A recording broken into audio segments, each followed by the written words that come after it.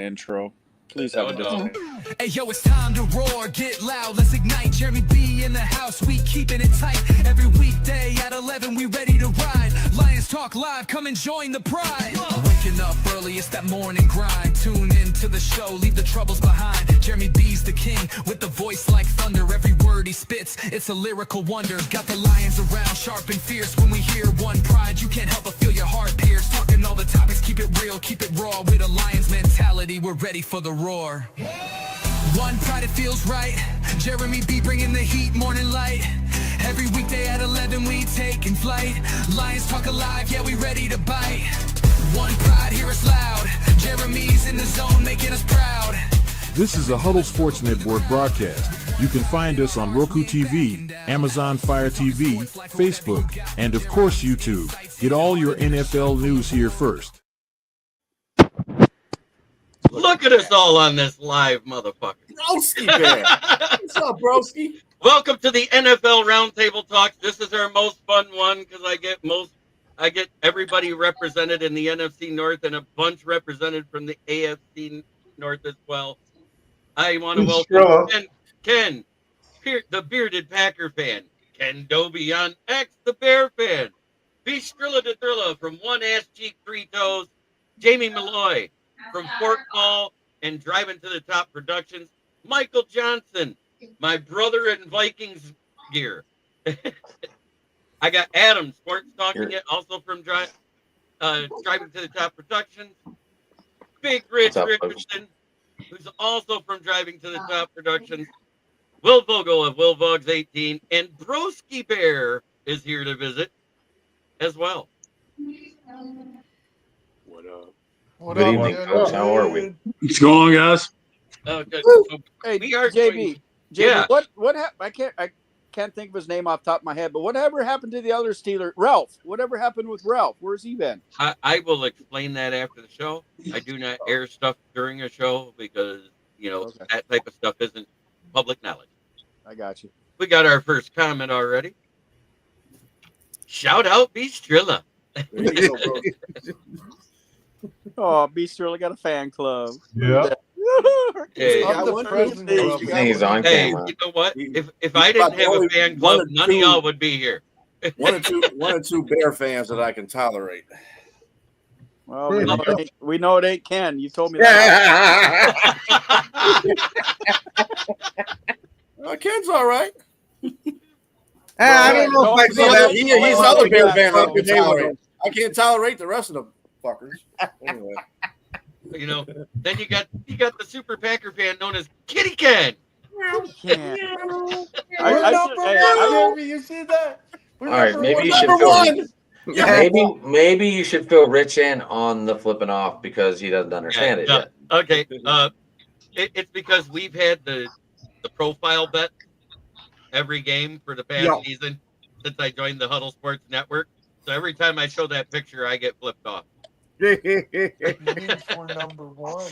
Because it's a running joke between JB and I. And we're good because we're like brothers. We talk all the time. So I just wanted to let the audience know why we flip each other off like nonstop. This is because it's a podcast and you can do that.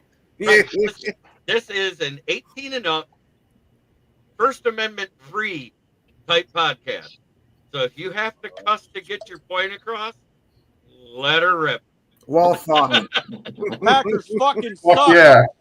The Vikings will always be near the fucking bottom. Hey, Ken, can I hear that again? How's that sounder go? What'd you say, Mike? It's hard to hear you from down there with no Super Bowl trophies. I ain't living in the 90s, motherfucker. Yeah, I know you're stuck in the 70s when you guys did have a run, but still fell short. Yeah, well, at least we got a good quarterback.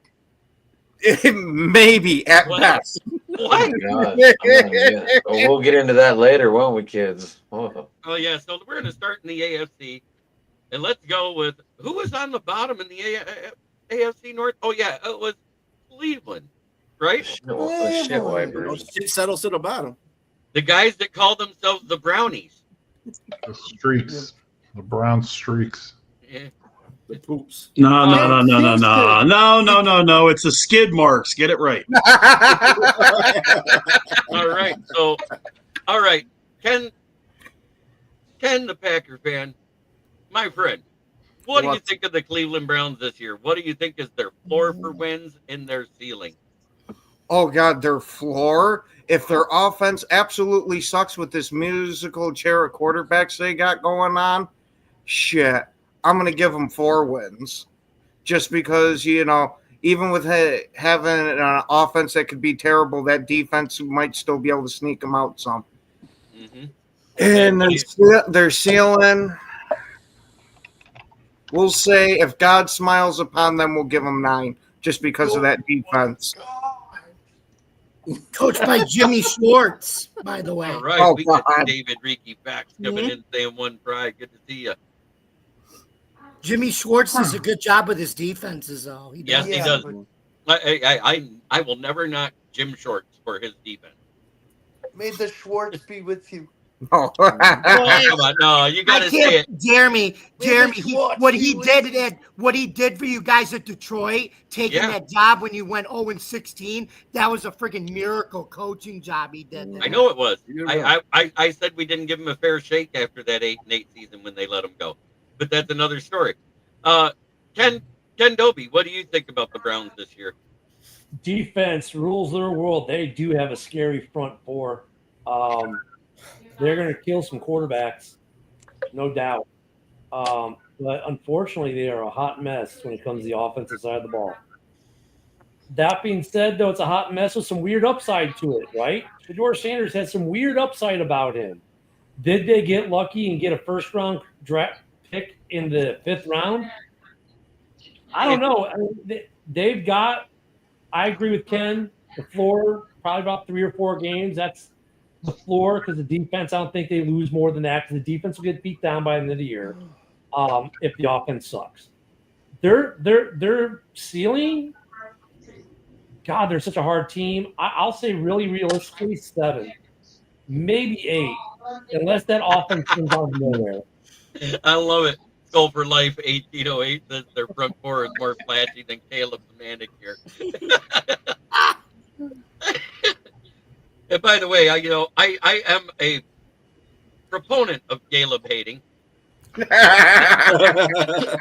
wait, Jeremy, go Bears.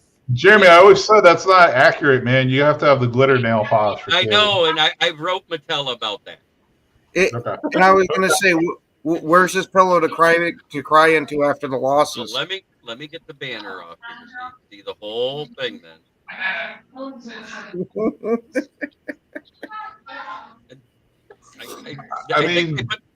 They put the glitter on the coach purse. It looks like. Well, you got the pink phone too. I mean, that's honestly that makes up for a lot right there. Right. It's basically the same attire he had on when he was drafted. Ken over there is shaking his head. Look at when he beats you guys this year, you can keep throwing it up and say that's what you're, whatever. He ain't gonna beat nobody. Wait. He ain't beating the Lions. I can tell you that right now. The only thing when he's he gonna beats beat, us, the only thing that doesn't he have motherfucker's beat gonna off? beat is his dick. You're right. No, it'll be Coach Johnson's dick he beats when he sucks. Anyway, But his name is BJ. yeah. Oh, he ain't beating shit. He'll be sucking Coach Johnson's dick. Hey, don't you know what the new motto of the Chicago Bears is going to be? It's going to be bear down and bend over for Johnson. Well, I see what I have to deal with. Hey, Somebody's got to keep you honest. when somebody said, "Hey, look at all the supermodels he hangs out with at these events," I said, "Yeah, gay guys do too." Did we just hear a deep scream? But what really goes on in the Fudge Packers locker room with Jordan Butlove and Golden Shower, their new wide receiver? You want to know what happens? The magic that brings teams to a playoff, something the Bears don't know about in the past few years. Yeah, keep packing Fudge. Keep packing that in. Okay. Okay, let's move on. This is all quicker. Cleveland Browns. We're not even on the NFC yet. North, it needs to be Okay. AFC North. Philip. All right. I got Cleveland at going 6-0. I'm going to let Rory know. I'll bring him up in a minute. But they're going to finish last. It's only allowing me to have 10 for some reason. Yep. Okay. I was gonna say since StreamYard did that update there, it's been only 10.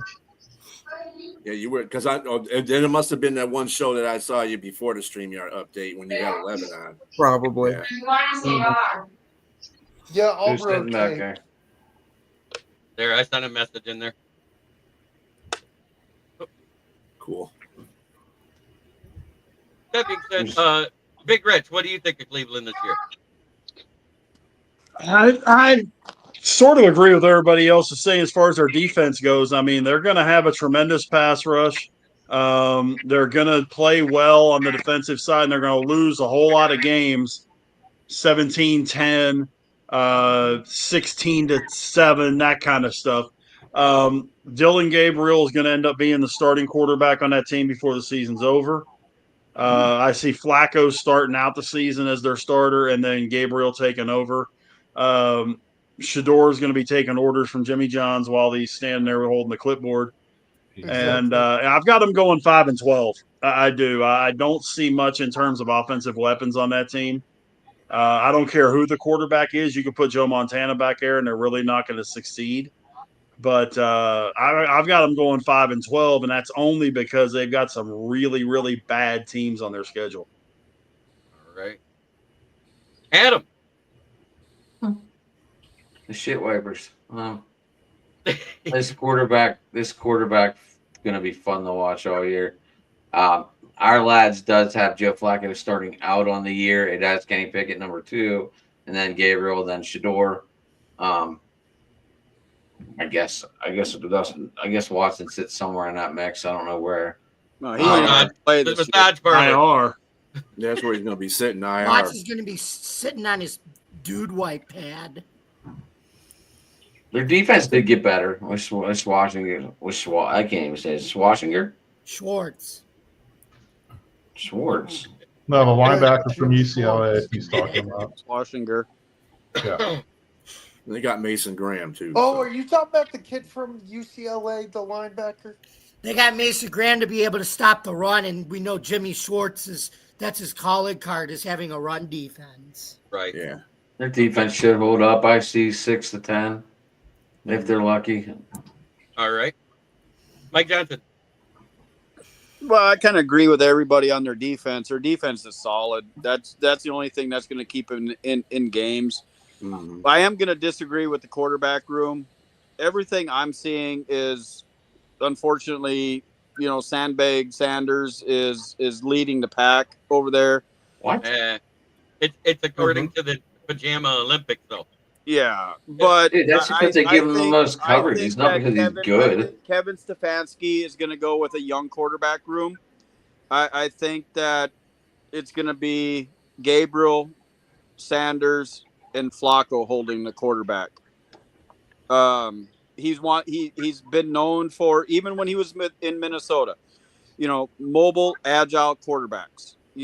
And that's what it is. Yes, they're going to probably have a rebuild team. I think their basement is going to be 5, and on any given Sunday, maybe a 10, just by sneaking out some crazy shit.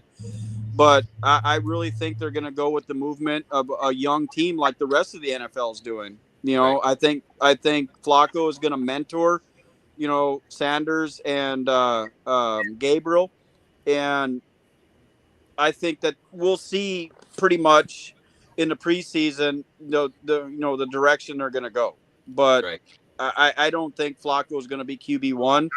They wouldn't have invested in draft picks like that, to let him sit. In my opinion, Third round to fifth round, they might. I don't. Flacco's starting, buddy. Flacco's starting. I just don't see it. I think they're going to throw him to the wolves, just like the Browns do with every single fucking first round quarterback they get, and it's either going to make it or break it. You got to remember they got Flacco 2 years ago, and he led them to the playoffs. So Flacco's the guy. So, the other guys they're fighting for second place. All right, Yeah, then Davey. Flacco's arm died after 6 games, so we saw that in the playoff round 1. Yeah, there you go. His arm You just want- died. Hey, B, I you want to gotta- bet dinner on it? I bet you Gabriel or Sanders is going to be the starting quarterback. It ain't going to be Flacco. I'll bet you dinner. I will sell you I money. love to how take you're you leaving and out Earl Super to Bowl eat if champion I'm wrong. Kenny Pickett. Okay. Back up. Hey,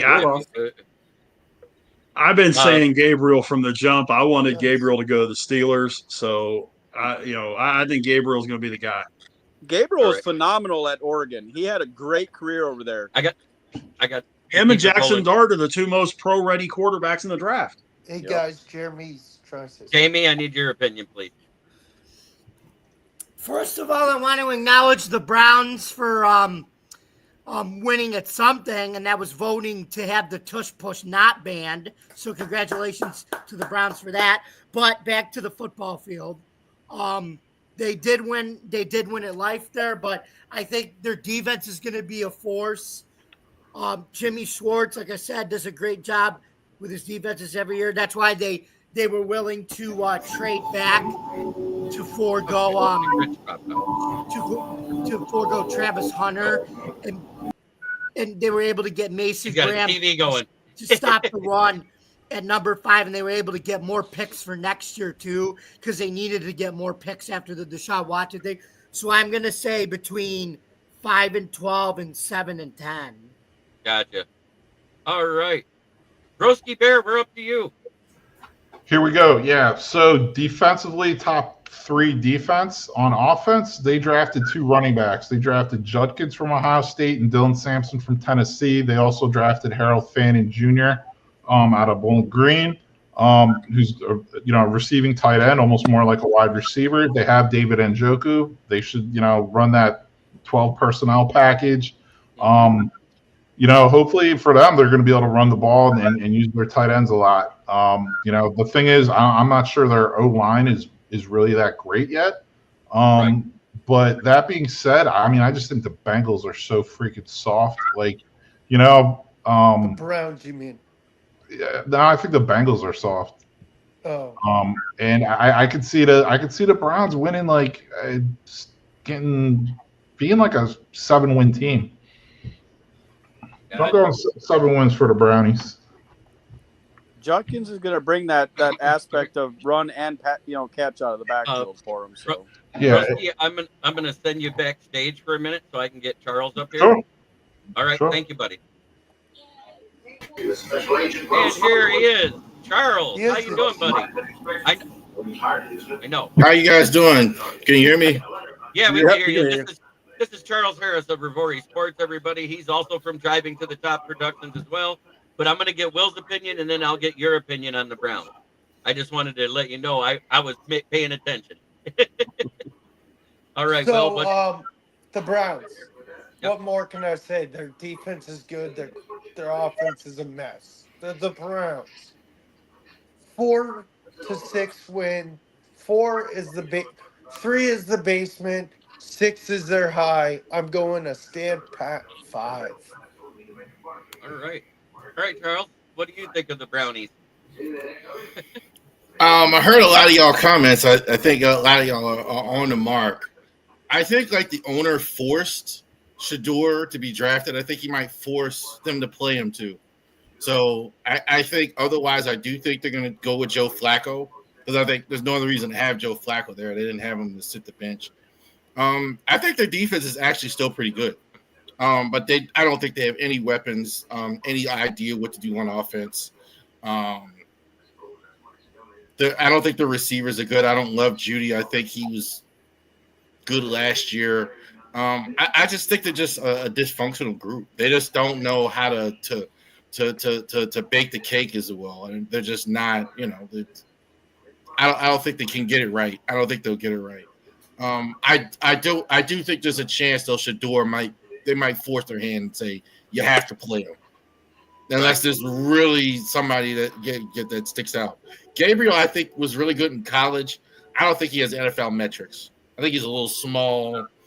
He kind of throws short passes. He doesn't really have an NFL on. I don't think. well, they said the same thing about Doug Flutie too. Yep. But at the same time, we got through all of them, so I'm going to do my take on them real quick. I think their floor is 3. I think their ceiling is 9. It's the widest window in the AFC North I've given because they're either going to be really good or they're going to be really horrible because that defense is stout. The offense, we just don't know. Does someone have something in the background out here? Yeah, I think somebody's watching TV at Charles' place. I usually mute. I can't hit mute here. Like, with so many people in here, I usually can't Okay. figure that out. Yep, no problem. Well, It's okay. Calm down, Boyle. I knew it. So now we're going to move on to the bungalow. Charles, we need to get you your own like studio then, like in the side of the house. Yep. But we're going to move on to the bungalows. I'm going to get Charles' opinion on them real quick, and then we'll bounce him out and let Roasty back in. So what do you think of the bungles this year? Because I think offensively they're stout as hell, and I think defensively they suck. What's your opinion? Bungles is kind of harsh, man. That was the Bungles or the Bungles or that's the team with Ken Anderson as the quarterback, man. What's wrong with you? Oh, they're always the Bungles, Charles. They're always the Bungles. I don't care. Joe Burrow, I think, is one of the better quarterbacks in the league. They don't start the season fast enough. That's the only thing wrong with him. They start out 0-4, 3-5, and then they get their offense right, and you're winning games, and it's not good enough. They're going to score. I mean, we know that. I mean, there's no chance of that. They got the best receiver, Chase, in the league. I mean, you got great. Who said Chase isn't the best receiver? Either him or Justin Jefferson. T. Higgins, I think, is fantastic. Their run game, maybe not. They got issues on defense, so they're going to have to outscore everybody. But I think they're probably the second best team in the division. I mean, the division, you look at Cleveland, you look at Pittsburgh. I think if the Ravens do have a team to worry about, it's Cincinnati. I think that's probably the one team that I'm most worried about. All right. Thank you very much. I'm going to pop you out. Go ahead, Will.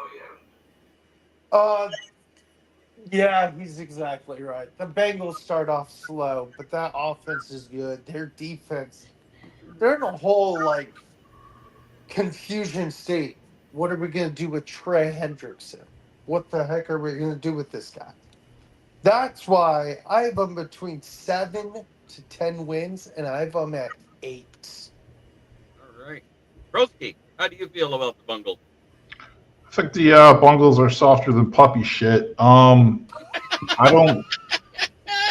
Their defense is one of the worst in the league. I don't think their run game is very good. Yeah, they have couple good wide receivers to throw to. They have one of the best quarterbacks in the league. I mean, other than Gesicki, they really don't have any tight ends either. I mean, I don't know. I got them right around 7, 8 wins. Yep, same with me. Nice. 8 wins. All right. Jamie Malloy, Bungle Steak. Offense is good. The defense is going to be a work in progress because they got a new defensive coordinator from Notre Dame by the name of Al Golden. Comes back to the Bengals after he was there a couple of years ago. I think they're going to do what they always do. I think they're going to they got Joe Burrow, obviously. Joe Slim Shady Burrow. Anyway, because of the hair he had last year, but he doesn't have that anymore. But anyway, I think they're going to start out 0-3, and I think they're going to go either 9-8 or 8-9 or 9-8. Yes, Matt. I agree with you. Bengals suck. Offensively, they're great. Defensively, they couldn't stop water. How do you Michael actually Johnson. stop water? That's the thing. You can stop water. It's called a dam. It's called shutting off the sink.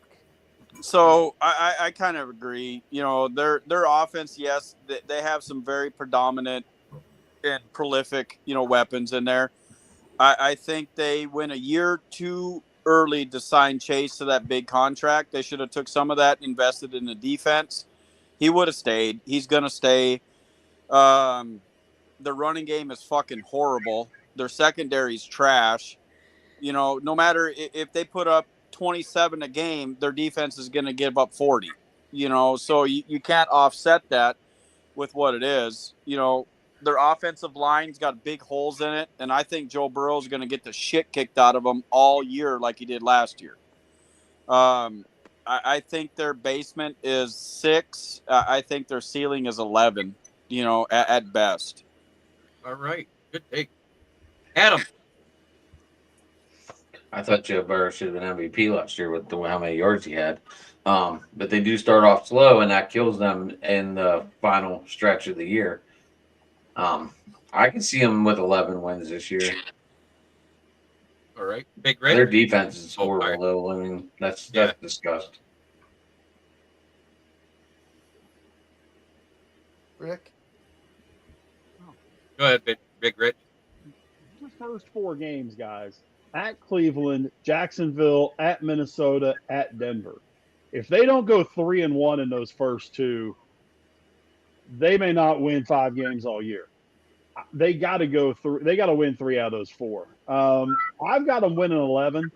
I think it's going to be the 80s Chargers, 80s Dolphins, where they're going to score a crap load of points and give up a crap load of points. Kind of the opposite of Cleveland. They're going to win a lot of games, 31-28, 45-44, that kind of thing. Because they do have a lot of offensive capabilities, but that defense is not very good. But looking at what they've got schedule-wise, especially at the beginning, I could see 11 wins. I'm going 11-6 for Cincinnati. I got them 1-3 in the first 4 games, bro. 1-3. Yeah. They're not going to beat Minnesota. They're definitely not going to beat Jacksonville this year. If AJ McCarthy wets the bed, if McCarthy wets the bed, they're going to beat them into the turf. They're going to beat Cleveland. They're going to beat Jacksonville because they're both going to suck. Minnesota's the only in there. And I think when they go to Denver, Bo Nix eats them alive. Yeah, that's what I'm saying. They're not going to beat Minnesota. They're not going to beat Denver. I really don't think they're going to beat Jacksonville. Jacksonville is going to be revamped. And I think Travis Hunter going there is going to make that whole team, think and feel that they got a winning culture, and it's all about culture. They got the one piece that they think they lost, and Sunshine Boy is going to have a breakout year. I disagree. Respect. And they have a new coach. I think they're a year away from that, Michael. I really do. I think they're a year away from that. Yep. Beastrilla, what's your take on the Bungles? So you guys got to remember something. It takes 11 people on an offense to produce. Yeah, they got Burrow. Yeah, they got Chase. Yeah, they got Higgins. But they don't have an offensive line. Nope. You can't throw touchdown passes if you're on your back half the game. Okay? And Burrow is an extraordinary quarterback. We give him that. He's gone to the Super Bowl with a messed up offensive line. But then when you pair that with a bad defense, I don't know how you guys are putting them that high at 11 wins. I don't see them getting nothing but 7 wins this year. They're just not equipped to play NFL football. NFL football is getting grittier in a sense. I'll put it to you that way. And it's not a gritty team. So that's why I love you, B. We're on the same page, bro. All right. And the Bear fan. Maybe because they're in our division and we see them. But come on, they got Lucas Patrick, the guy who was so awesome in Chicago. We got rid of him. They're gonna have an awesome offensive line. No, I agree with basically everything everyone's saying, but I remind you of this. There was a certain team that no one wanted to face come playoff time last year, and everyone in the AFC signed a collective sign of relief when the Cincinnati Bengals were eliminated from playoff contention. Say what we will about how bad their defense is. If Trey Hendrickson does play, he can wreck games. Say what you will about how shitty their offensive line is. They still have weapons and one of the best damn quarterbacks in the league. They find ways to win games they shouldn't win. They find ways to stay in games when everyone says there's no way they should be here. They found a way to put a fear of God into every AFC football team coming into the final week of the season, because if they got in, no one wanted to play them. I think their floor is 6. Their ceiling probably around 10 or 11. Why? Because they're going to beat the Browns. They're going to beat the team that is worse than them. They may split with the Steelers. The Bills will probably destroy them, but they're going to beat their other AFC competition. They're going to lose to the NFC North, probably. They might get by on Minnesota early if JJ shits the bed, or if there's issues with Detroit coaching or issues with Chicago not getting on board yet when they go to Chicago, or Chicago goes to them. They will win some games that we might think they won't win, because remember, our teams aren't perfect either, and we are going through our own changes. Right. They have a core in place. They scared the hell out of everyone last year. Don't sleep on the Bungles. Yeah, they always win good the last 5 weeks of the season. It's the first 5 weeks that kill them. Anyways, Ken the Packer fan, what do you think? I'm going to go either 7-11 for their span there. If they can... Meow. If they can... we're number one. Yeah, in your own minds. No, but if they can run the perfect offense where they can just put up a shit ton of points and just blow everyone out of the water, that's where I'll give them the 11. But I got a feeling it's somewhere going to be either 8 or 9 wins. I have them between 6 and 11 wins myself, for all the reasons everybody said. Their defense, it isn't that good other than Trey Hendrickson, really. That's all they got, and he doesn't even want to be there. Mm-hmm.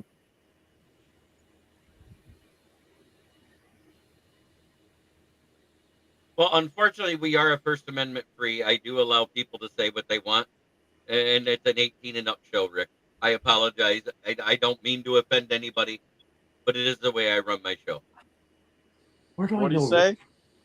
He doesn't like the foul language. I know Rick from somewhere. Ever since he's been making comments, I've been trying to place it. I think he's one of the Driving to the Top Productions fans. Yeah, he follows us. Yep. Bengals got their defense at a dollar store. That's about right. No, we're sorry, Rick. That's where I'm at on that. It'll be okay. Shout out, Rick. No. I didn't say you were a Bear fan. I said you follow Driving to the Top Productions. I'll place it eventually. But anyways, next up, we got Rich and Adams, Pittsburgh Steelers. Let's hear it, Ken the Packer fan. What do you think of them this year? Oh, Pittsburgh is going to be a hell of a quandary. Do they actually get Aaron Rodgers? Do they keep running? Do they keep running with what they have there? Do they make the horrible mistake of trading for Kirk Cousins that for some reason I have heard rumors of recently, which God, I hope those are so wrong. But they do have an absolutely outstanding defense. They've put work in the offseason to making that offense better. But until they answer that quarterback question, I'm going to put them right at where they have been, just barely getting into the playoffs and not squeaking out a win yet, unless, like I said, they get that quarterback position figured out. All right. Ken the Bear fan, what's your take on them? All right, Steeler fans, don't hate me. You're going to love me because of what I'm going to say, but you're going to hate me because of what I'm going to say. I think they just need to suck this year. And here's why. They should have then fired the dang head coach last year. 9 years in the playoffs, not a friggin' W. And notice, Adam, I'm keeping it clean, not a W amongst it. His Super Bowl he won wasn't even his team. He inherited that team from a Hall of Fame head coach.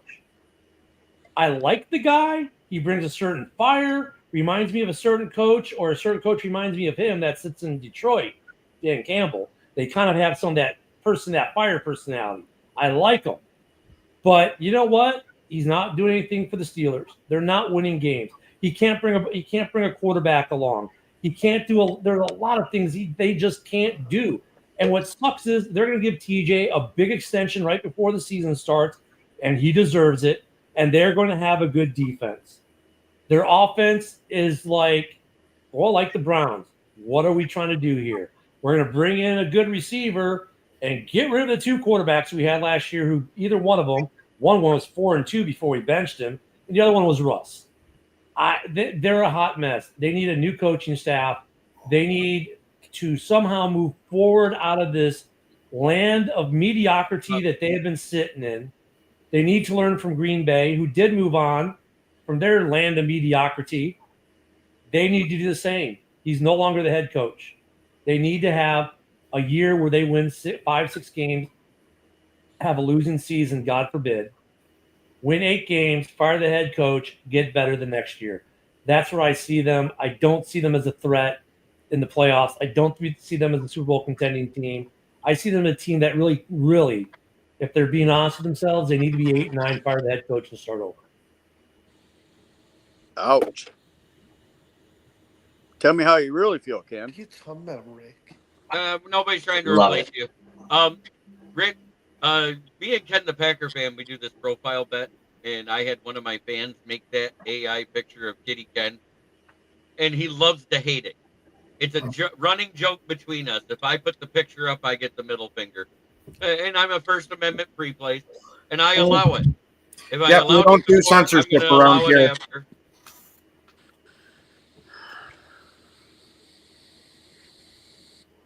And I appreciate you. That's why I'm talking directly to you. I'm not giving you shit. But you want to hear what's great? Last week, the most we had, I think, was 69 viewers. We've almost doubled it already. We're sitting at 127 viewers tonight. Wow. So whatever platform you're on watching, because this doesn't track anything that's on one of the app. This just tracks what's on Twitter, Facebook, and YouTube. We're also hit the saying like button. we're also saying the 14 destinations tonight, which is great.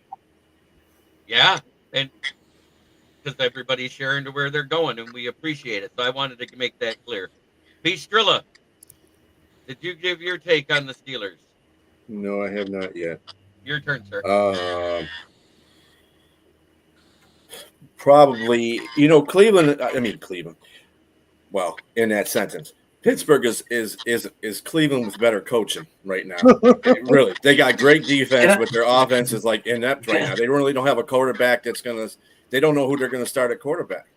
They're waiting for A-Rod. You'll be waiting for a long time for that fool. Yeah, that's what I'm saying. Why? I don't want. I shouldn't think that you want to be held hostage by that fool. But anyway, Danica Patrick learned the hard way. Can I interrupt you real quick? You look like you're an offensive coordinator sitting up in the booth right now. He does, doesn't he? Yeah, you do. Actually, you can change that with a defensive coordinator. But anyway, I think Pittsburgh's going to do enough this year to win, be 9-8, like they always do. I think really some decisions do have to be made going to Ken the Bear fans' point about the coaching. Although I don't think they're going to get rid of Tomlin. I think Tomlin's going to get rid of himself. That's all there is to it. Because that franchise is not going to move on from a quarterback that's having success. Everybody looks at the Pittsburgh Steelers and says they're going to, well, they suck. They're 9-8. You know how many teams don't finish 9-8 in this whole century? Wish that was a winning record. A lot of them. A lot of teams rather have that winning record. The Lions included.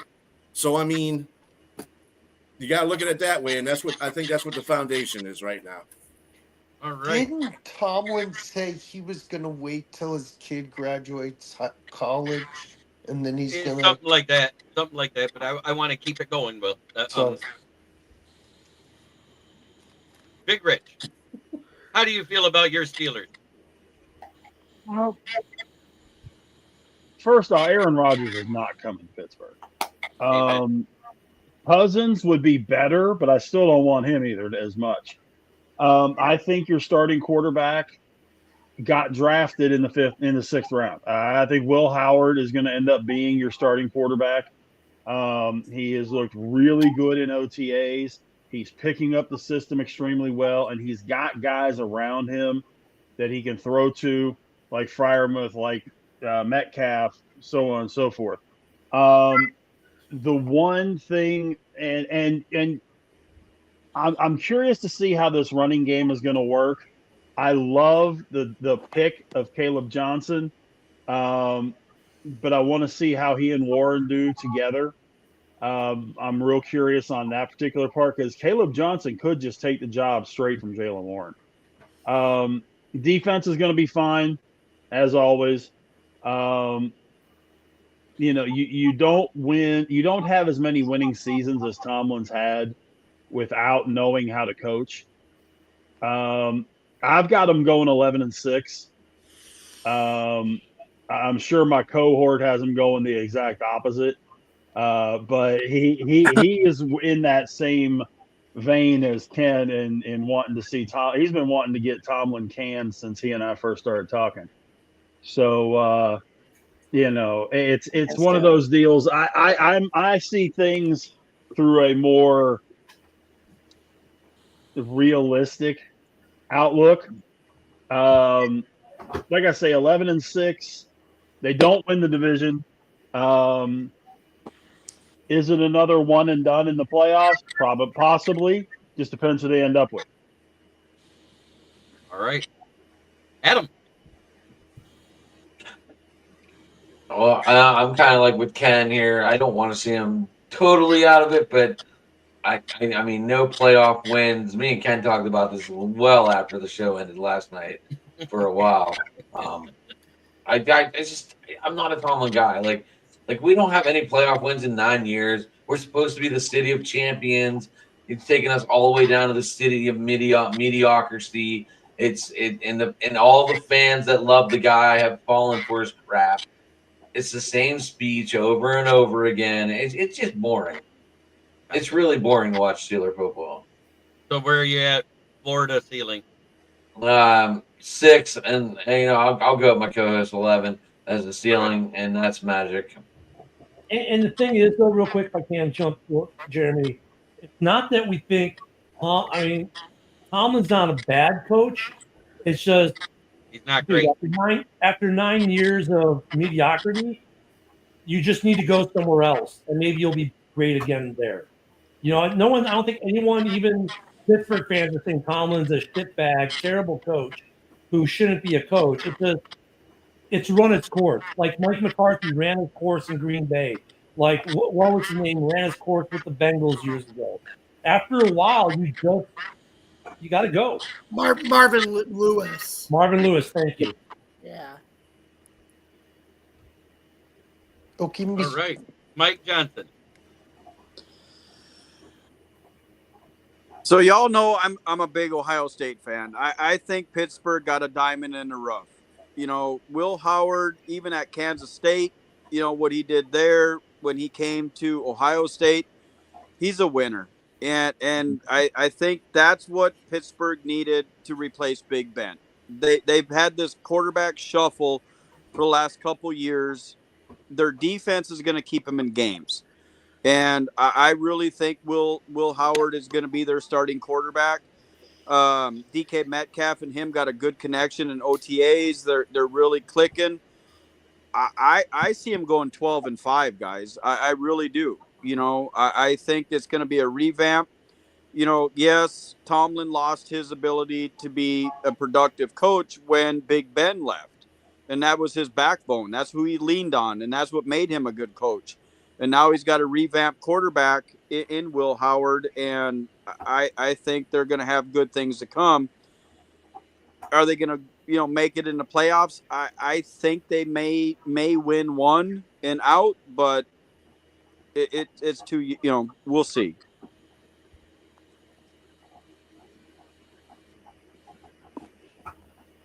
Your lips to God's ears, Michael.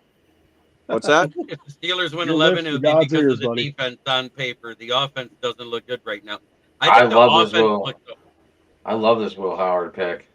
Mm-hmm. I think the offense looked okay. It depends on who they start with. If they stick with Rudolph, like Tomlin said to begin with, I think it's going to be trouble. But Jamie, what's your take? Oh, sorry. Hold on. Our lads has Robert Woods as the number 2 receiver right now, and I don't understand that at all. Okay. Just saying. All right. No, your boy Roman Wilson needs to be the number 2. Jamie? Yes. What's your take?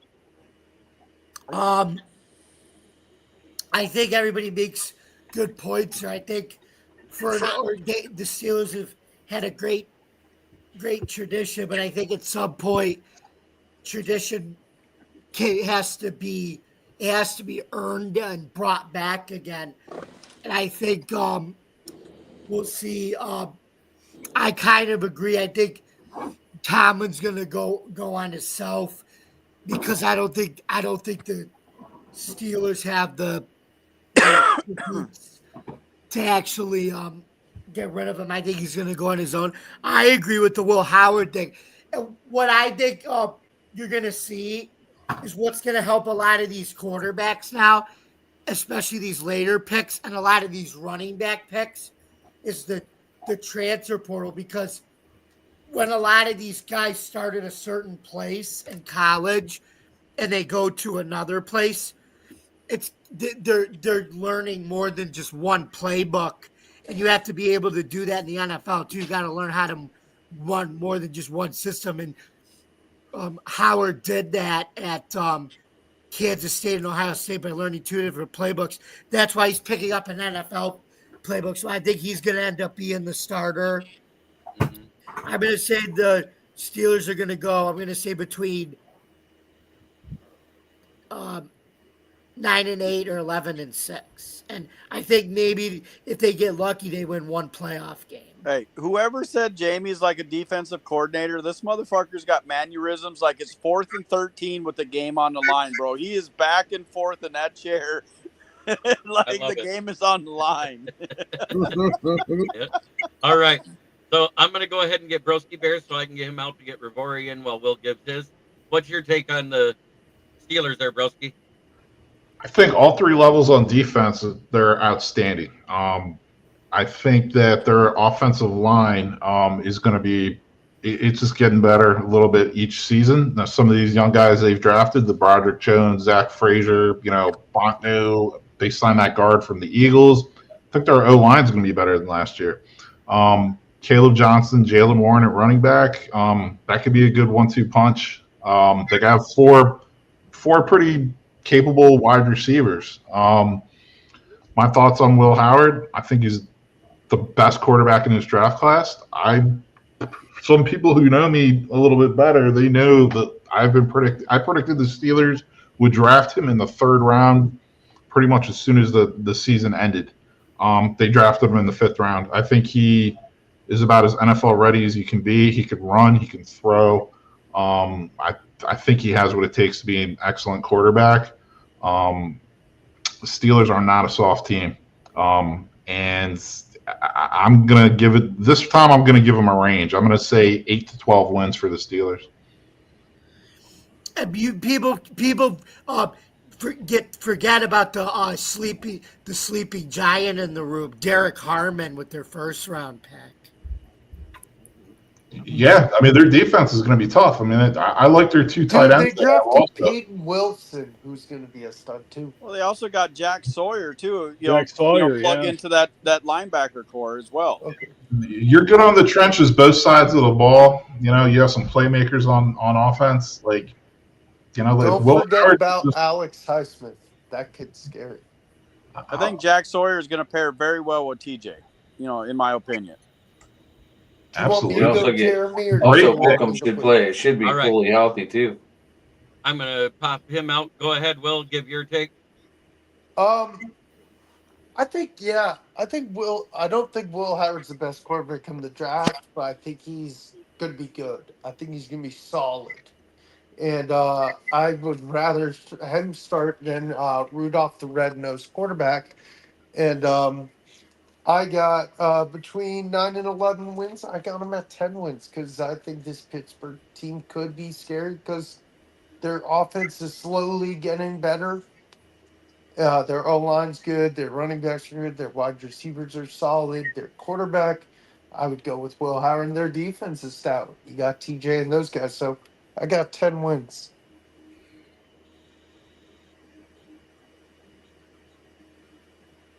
All right. Charles, what is your take on the Steelers?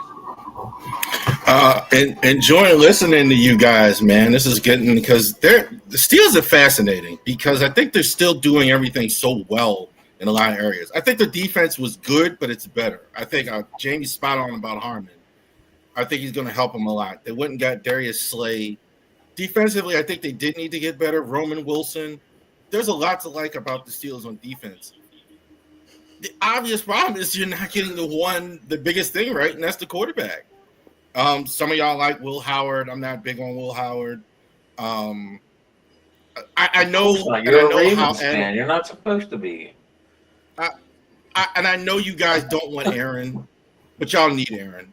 I No, know we you don't. guys No, don't we like don't. to hear that. No. I know you guys You don't like to hear need guys- Aaron because you're a Ravens fan. No, we I don't need Aaron like we need a hole in the head. I'm not seeking his NFL race. don't I'm even just need saying. Aaron. Sorry. I'm just saying. I'm talking about the Steelers specifically because if you can get We don't Aaron need to him. come in, No. if you can get Aaron No. to come in and play well, you really have a chance to do something. But these other guys, Will Howard, Mason, that's just not going to work. They're actually doing things well. I mean, Caleb Johnson, I like him. I mean, they're drafting still well. And I do disagree with you guys when you said they wouldn't fire Tom. They'd fire him. You just need to look no further than New England. They just fired 2 coaches in 2 years, like Belichick and Yeah, but so that's- I that's- think they would fire him. I'm gonna shoot back on that one, dude. That's not the Steeler way. That's New England. That's not. And we Steelers. created the Rooney Rule. So Yeah. so Yeah. we can't just fire fire back. him. Whenever I hear that comment, I fire back at everybody that says that because that's how the Steelers operate. I don't care about New England. I don't care about Miami. I don't care about any other team. That's how the Steelers operate. They've done this for a long time. Okay. I think too many people are thinking they won't fire him. I do not agree with that. They would actually show him the door, but he keeps winning enough to keep him. I don't think they might just do it, but I think if he goes 5-11 at this point, he's done, or 5-12, whatever, 17. Words that almost No. got me killed that are going to support you, brother. The Bears will never fire a head coach, and in 105 years of NFL history, have never fired a head coach during the season. Words I rang loud and proud, like he just did about the Steeler way. And what did the Bears do? Yeah, they fired a coach during the season. So I would say never say never. This is the Steeler way. They won't fire him. I think everyone who's made the comment that he could get fired has a legitimate right. And if you look at their fan base, hell, they were holding signs to fire him during the playoff game last year. Okay. I think it's Jeremy's turn. Yes, it is. I'm going to make it short and simple. 6-11. That's where I'm at, and they're probably going to end up closer to 9-11. They have too good of a defense, and their offense is serviceable. It's not like the Cleveland Browns offense. It's not that bad. Now we're going to go to Charles Harris's favorite team, the defending AFC North champ, the Ravens. Go ahead, Charles. We're just waiting for January. That's all I keep hearing from Raven fans. We're just waiting for January. This offense, I think, is the best I think I've seen skill wise. Best running back room in the league. Best tight end room in the league. Defense we know is really good. I think Colin Hamilton might be maybe positioning himself for Defensive Player of the Year, but you're not playing well at the right times. You're not. Can you beat Buffalo? Can you beat Kansas City in the playoffs? That's the thing, and that's the only thing. Can Lamar actually get the job done when it matters the most? They'll win the division. No So question. what do you about have? Window of wins. it. I didn't hear him. Repeat Window that. of wins. Window wins. What's your floor? What's your ceiling? 14 wins, and I think worst case would be 11. Somebody asked where Father Ken is. Father Ken, he plays a racing game on his tablet, and it's the time I for asked his that, wild Jeremy. card. Yeah, I know. He was here earlier, and I didn't get a chance to play the music because everybody kept talking. I know, I'm sad. But Will, what's your take on the Ravens? Oh, this Ravens team's good. I gone between 12. I actually gone between 11 and 13 wins. There I he think is. they're- I can do it now.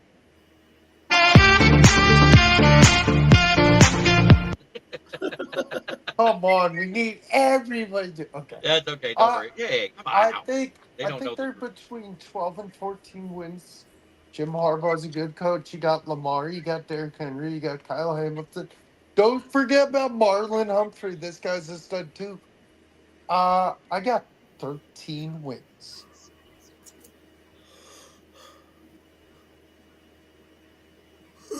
And JB, I'll be right back in. Jamie, wake up. I'm kidding. I'm awake. All right, Jamie. Oh, I thought that was Jamie. Man, how about those mighty and tough Baltimore Ravens? I'm telling you, man, Johnny Harbaugh on the spot. I think he's awesome. I like Coach Johnny Harbaugh's coach. He always has a great culture. The Ravens kind of remind me of the Steelers when they had Bill Cowher and up until this point, that type of culture. And I think they're going to continue. Lamar Jackson, I think it's going to be, if you read my article, I think he's going to be another front runner for MVP. Him, Allen, and Burrow. I got my top three there. Derrick Henry is going to continue to do just ruthless Derrick Henry running. And Mark Andrews, I think, will have a short memory from what happened last year against Buffalo. And if that's the whole key, the Ravens' whole team's got to have a short memory. I think they could represent the AFC with the Bills in the AFC Championship game. I think this is the year that, like the Bills, I think the Ravens do get over the playoff because of Lamar Jackson. And I think my floor is 12 wins, and I think my ceiling is 15. All right. Mike Johnson. The Ravens are going to be a powerhouse in the AFC. There's no question about it. You got King Henry. You got Lamar. I mean, you got a great defense. You got an awesome offensive line. I just don't see them getting past Buffalo. You know, I see them with a floor of 11 and a ceiling of 13, and Buffalo winning, the AFC again. Yeah. All right, Adam. Is this the year Lamar Jackson finally has a real receiver in DeAndre Hopkins? Is that how big of an upgrade is that? I think the main question is going to be, how does Malaki Starks do it free safety all year? Is Cal Hamilton taking him under his wings already? Is he teaching him the ropes? Because they did lose who they lose, Charles? They lost their free safety for the season already with the torn ACL. They lost Marcus Williams in the offseason, and they lost Darius Washington to a season-ending injury. Wasn't it also an ACL? Yeah, he's not gonna. They're not gonna have a Darius at all this year. He lost him to an ACL. He's not gonna play at all. Right. So I mean, our team's gonna pick on this guy. I don't know. I drafted him in my dynasty for defense for Malachi Starks. Matt told me to take him. Charles told me to take him, so I did. So yeah, I don't know. Obviously they're in our division, so I can't root for them. But I could see 8 wins to 11. All right, Big Rich. And the Ravens are probably one of the most consistently solid teams out there. They can control the game with the run game, with Henry and with Lamar. But you've also got the receivers, can likely do it again. Will Andrews bounce back? Things like that. I still think that they're the class of the division. I've got them going 12-5. Playoffs, man, it gets crazy in the playoffs. You never really know what's going to happen. Could they end up representing the AFC? Yeah, they could. But there's an awful lot there's a bottleneck there, between Kansas City, Buffalo, Baltimore. Just depends on what happens with that. But I've got them going 12-5 and winning the division again. All right. The Thriller. Yeah, I think I'm gonna have to go with Rich on this one as well. I think that I mean, the Ravens are always a solidly built team. There's no question about what their seasons are. You know what I'm saying? They come out and ball. It's the playoffs that they're going to have a concern with. But we're not talking about the playoffs in this consideration. We're talking about what their record's going to be. So their record is, to me, they're going to get 13 solid wins next year or this season. Hey, B, one thing. Playoffs. Playoffs. All right, Ken. Hey, what? Do you got your soundboard hooked up still or no? Do I have the what hooked up? Your No, the board. soundboard? No, I'm actually on the cam mic for now because I don't have a new board yet. Boo. Boo! I know no auto tune Ken today. You know what I wanted to hear? What the auto? Oh yeah. Oh well. You know, hold on. It might still work. Let me see. Wait, you can only play that when we talk about the Packers. Packers suck. There it is. Suck. So That's good enough. here we go. I mean, for me, it's hard to disagree with everyone here. The Ravens are winning the division. That threw me off. Thanks. Look at the Ravens will be the number 2 seed in the AFC this year behind the Buffalo Bills. Period. End of story. There's no one else in their division who's going to touch them. It's them. It's the Bills, and then it's who knows what in the rest of the AFC. Is it the Chargers? It's not Kansas City anymore. I think they have one mission this year: beat Buffalo in the playoffs. They are the number 2 seed in the AFC. They are the class of that division. And the only thing you have to worry about is this, and this is where I may get lucky. They kind of start a little slow. So I hope they have a little slow start, and they're still a little slow when the Bears get to them. But that's the one game on my schedule where I look at the schedule and I go, oh, crap, that game's going to be sucky. That's going to be one. That's the toughest game of my schedule. They're going to put a 40 burger on you.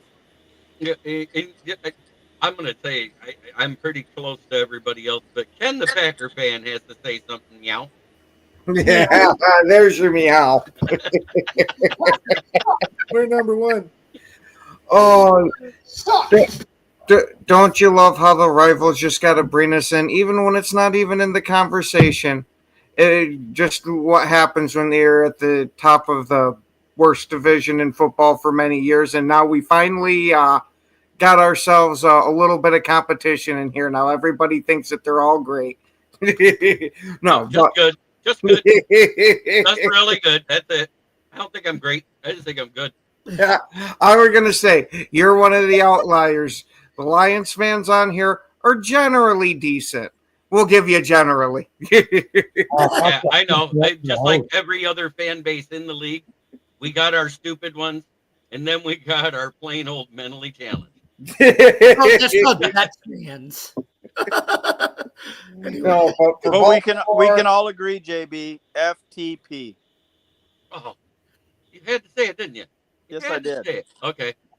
The human FTP was made in their stadium. Well, that's okay. I ain't worried. All our Super Bowls tend to keep us warm at night. All those small kids. Well, you need them to keep going because they ain't doing that night now. You need them. I forgot we got the Detroit blinders on. We can only look at what's happened the past couple of years. No. What do you think about the Ravens, Ken? Can someone please get me that Robert Downey Jr. meme when the Packer fans are talking? Oh God. Jeez. I was going to say nobody listens to the Bear fans talk. It's too hard to hear you from the basement. Let's focus. Ravens. Hey, you're the one that derailed it. But anyway, the Ravens, I'm going to have to agree with Ken and Bistrilla here that they're going to be sitting here fighting for the class of the AFC. They're a damn good team almost year in and year out. I'm going to give them 13-14 wins. All right. I like that take, but you know what? I got them at 11-13 wins because the division is tough around them except for the Brownies. Yeah, you got to remember they have a tendency not to win them. They lose a game to Pittsburgh every year, and somehow they manage to lose to the goddamn Browns.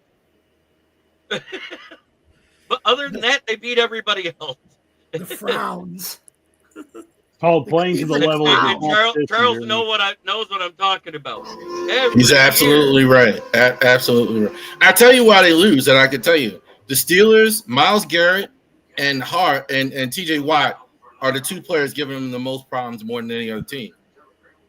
Like they could, the Steelers can contain Lamar, and Garrett just eats them up every time. So I think I think this is why they have problems with the Browns and the Steelers because of Garrett. Garrett and TJ Watt. Yeah, I got you.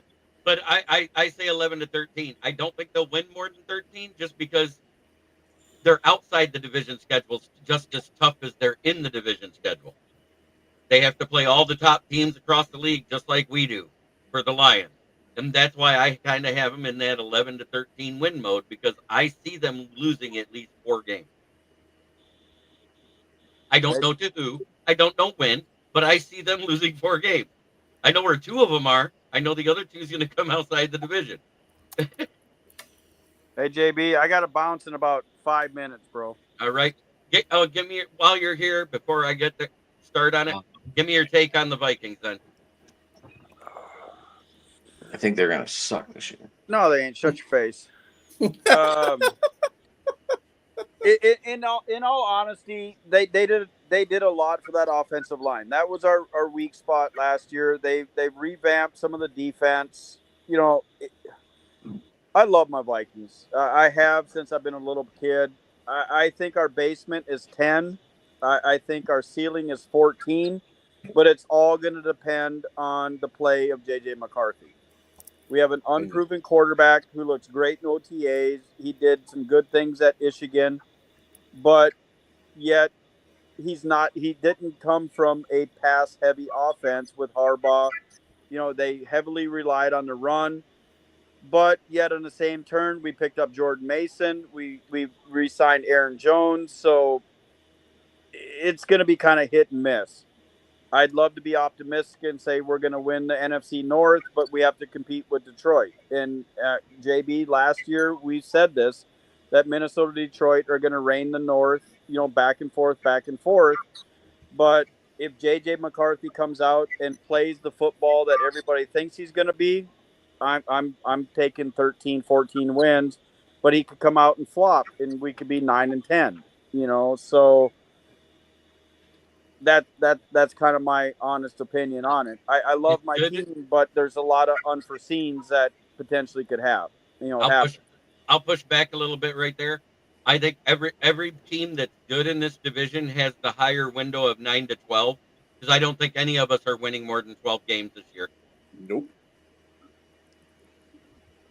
I think Minnesota, Detroit is going to be 13. You know, in all honesty, I think we're going to split. I don't think you guys are going to sweep us again this year, you know, no, you ain't. Just kidding. We got profile bets on it each game anyway, so we know. It's going to be all good. But at least I can say I'm not a Bears fan and not a Packers fan. You 2 motherfuckers are going to be in the bottom of the NFC North. Like you deserve to be. Man, the weed must be real good in Texas. No, but the Miller Lite is really fucking good. Thank you, Mike. I'm happy to have your takes. You have a great night, and we'll catch you next week. Hey guys, have a great night. Thanks again for always having me. I appreciate all you guys. You know, a lot of great comments, a lot of good insight, and looking forward to the 2025 season. So, Money Mike. I sense the NFC North. Oh, just wait till I do the sponsors. But and that is where we go to the NFC North, and we have to start. Do we start at the top or we start? I think we start at the bottom. Got to work the bottom up. Let's Minnesota. Bottoms up.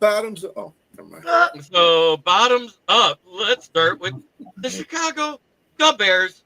Good night, guys. Patty Grimes. Good to see you. All right, Money Mike. Go Bears! Am I kicking this off? Okay. Yeah, we're going to start with you this time. Look, I agree with JB. I think it's a 9-12 across the board in this division. This division, every team in the division has questions. For my team, I think specifically, while I am happy they spent the money and put the resources we all wanted and thought were required on the offensive line, how is that line going to hold? And what is the backup plan at center and right guard should injury happen? I love what the Bears did in the offseason. I like the coaching additions, like the personnel additions, like the personnel subtractions that happened. This entire division, what JB, you said 9-12? Yeah. I mean, that's it.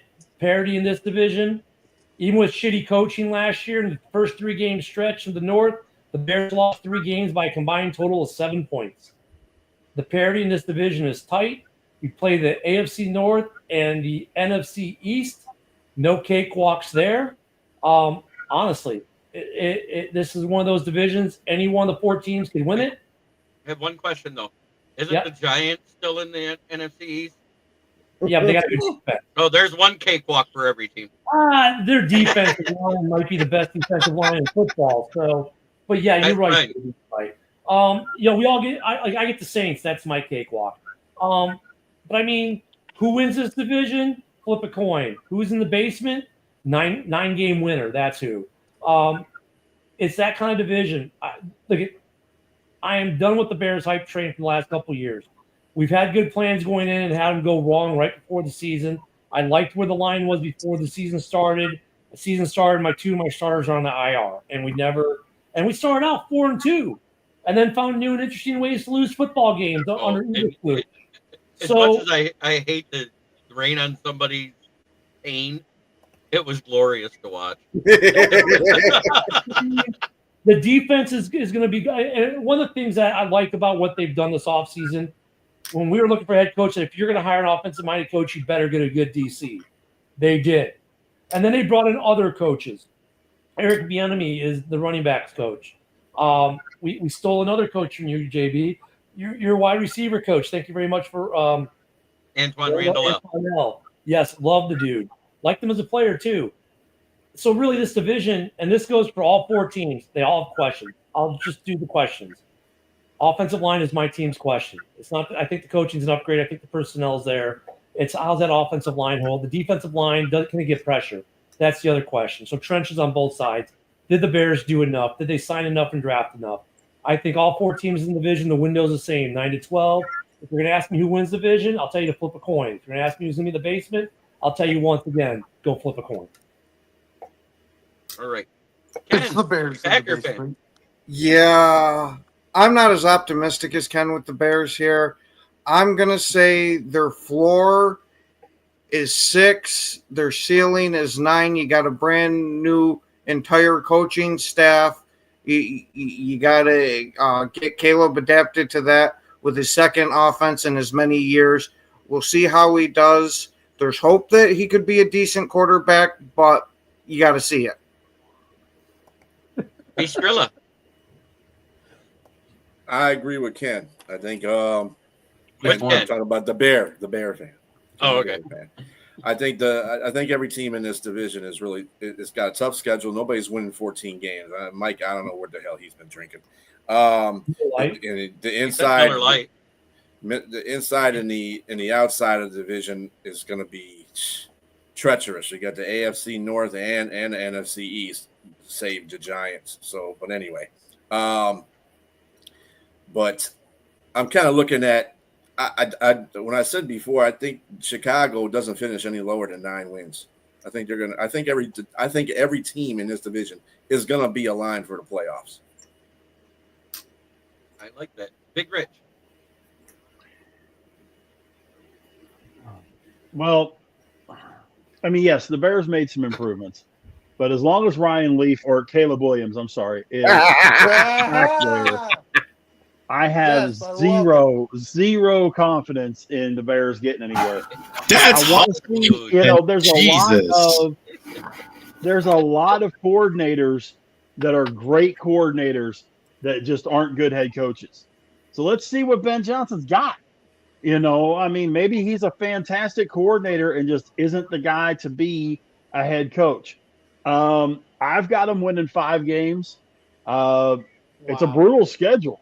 And, could they win a couple more? Sure. If Caleb catches lightning in a bottle, yeah. But I there's just so much flip flop and fly on that team right now, and so many questions. I see 5, max of 7. Adam. Oh, the Bears. Ryan Leaf, Jesus, Rich. Hey, I've said he's Ryan Leaf from the day they drafted him. Yeah, I've never been a Caleb Williams fan from college, so I mean the Bears are practically on their knees, giving him whatever he wants. They couldn't do this for Justin Fields and make him a good quarterback. We'll see what he does. I've said it, a lot of times. You guys all Ken corrected me a little bit last night, but I still feel, you get the big league in the first half, you go into this prevent anything defense, and all of a sudden Caleb Williams throws for 9,000 fucking yards out of nowhere. It's just, I don't know. I wish teams would just play full defense and just blow these fucking this team out. Nothing against your team, Ken. I'm not a Caleb Williams fan, so I want to see him fail. Oh wow! All right, Jamie. Well, for one, I'm a little more real and optimistic about Caleb Williams. I think he's getting I think they did give him everything last year, but accepted offensive line and a head coach who wasn't holding the team accountable. And Ben Johnson preached everything. He's about holding the team through accountability and everything, and that's what Matt Eberflus never really did. And Caleb said that he wanted to be held accountable, and then he said that was just something that was never there last year. And I think if he takes the next step, Ben Johnson, they got their defense could be good. What they've done is they fixed both trenches, offensive line and defensive line. I think I'm going to say between 7 and 8 wins. Let me clear this up. I also want to see Tomlin fired, so I need our team to suck too.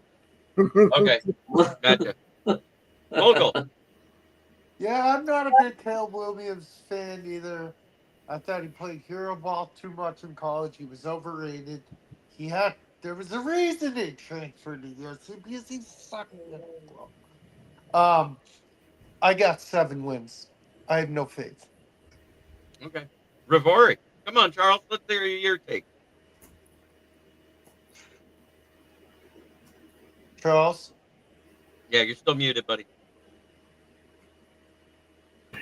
Sorry about that. That was on the wrong screen there. Wide range. I think the Bears could be as low as 4. Wins can be as high as 12. Oh my God! Wow. I got no clue. I got no read. I don't know if Caleb Williams is good. I don't know if he's bad. The offense, I don't know if it's good. I don't know if it's bad. Defensively, I think like they've done some things. I mean, the offensive line they've upgraded. On defense, I mean, they went out, signed Grady Jarrett. They've done, but again, I got no idea. I really don't have a read on the Bears. I don't know if the coach is any good, is whatever. I'm assuming they're better than Minnesota because I know McCarthy's not that good. But that's about it. That's about all I got for you with the Bears. Right. I mean, I don't have a great read. 4 to 12. My take is I think they're at least 2 wins better automatically than last year. So I'm giving them a 7 to 10 win window. I don't have them at that 12 win window yet because we don't know what that offense will be yet. You don't know what that O-line will be yet. And you did have questions with getting enough pressures and sacks off the defensive line, even though you started out like gangbusters. For some reason, it fell apart. So that's where I'm at. You guys got a great rushing defense, and that's not your problem. You can stop the run. The problem is your cornerbacks like to tip Hail Marys to game winners. So Matt Yinzer, is that your Twitter handle? The Bears defense, after they fired Eberflus, had a massive drop-off in production. Mm-hmm. That was one part if you look at the numbers for last year. One thing for those who have zero faith in Caleb, all-time NFL record for rookies for pass attempts to interceptions, second all-time in the NFL in total, only behind one guy, Aaron Rodgers.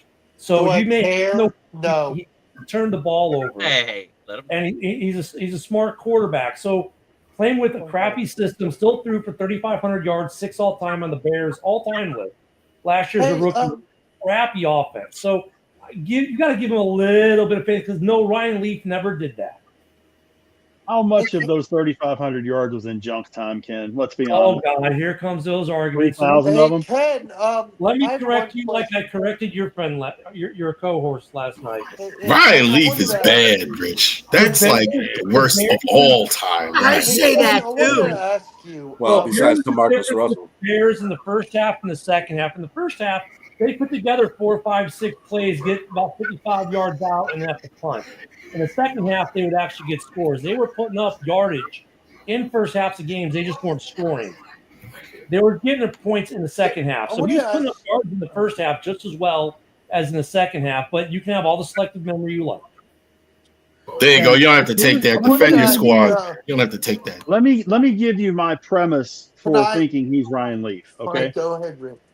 Ryan Leaf came into the league thinking that he was going to be the greatest quarterback that ever walked.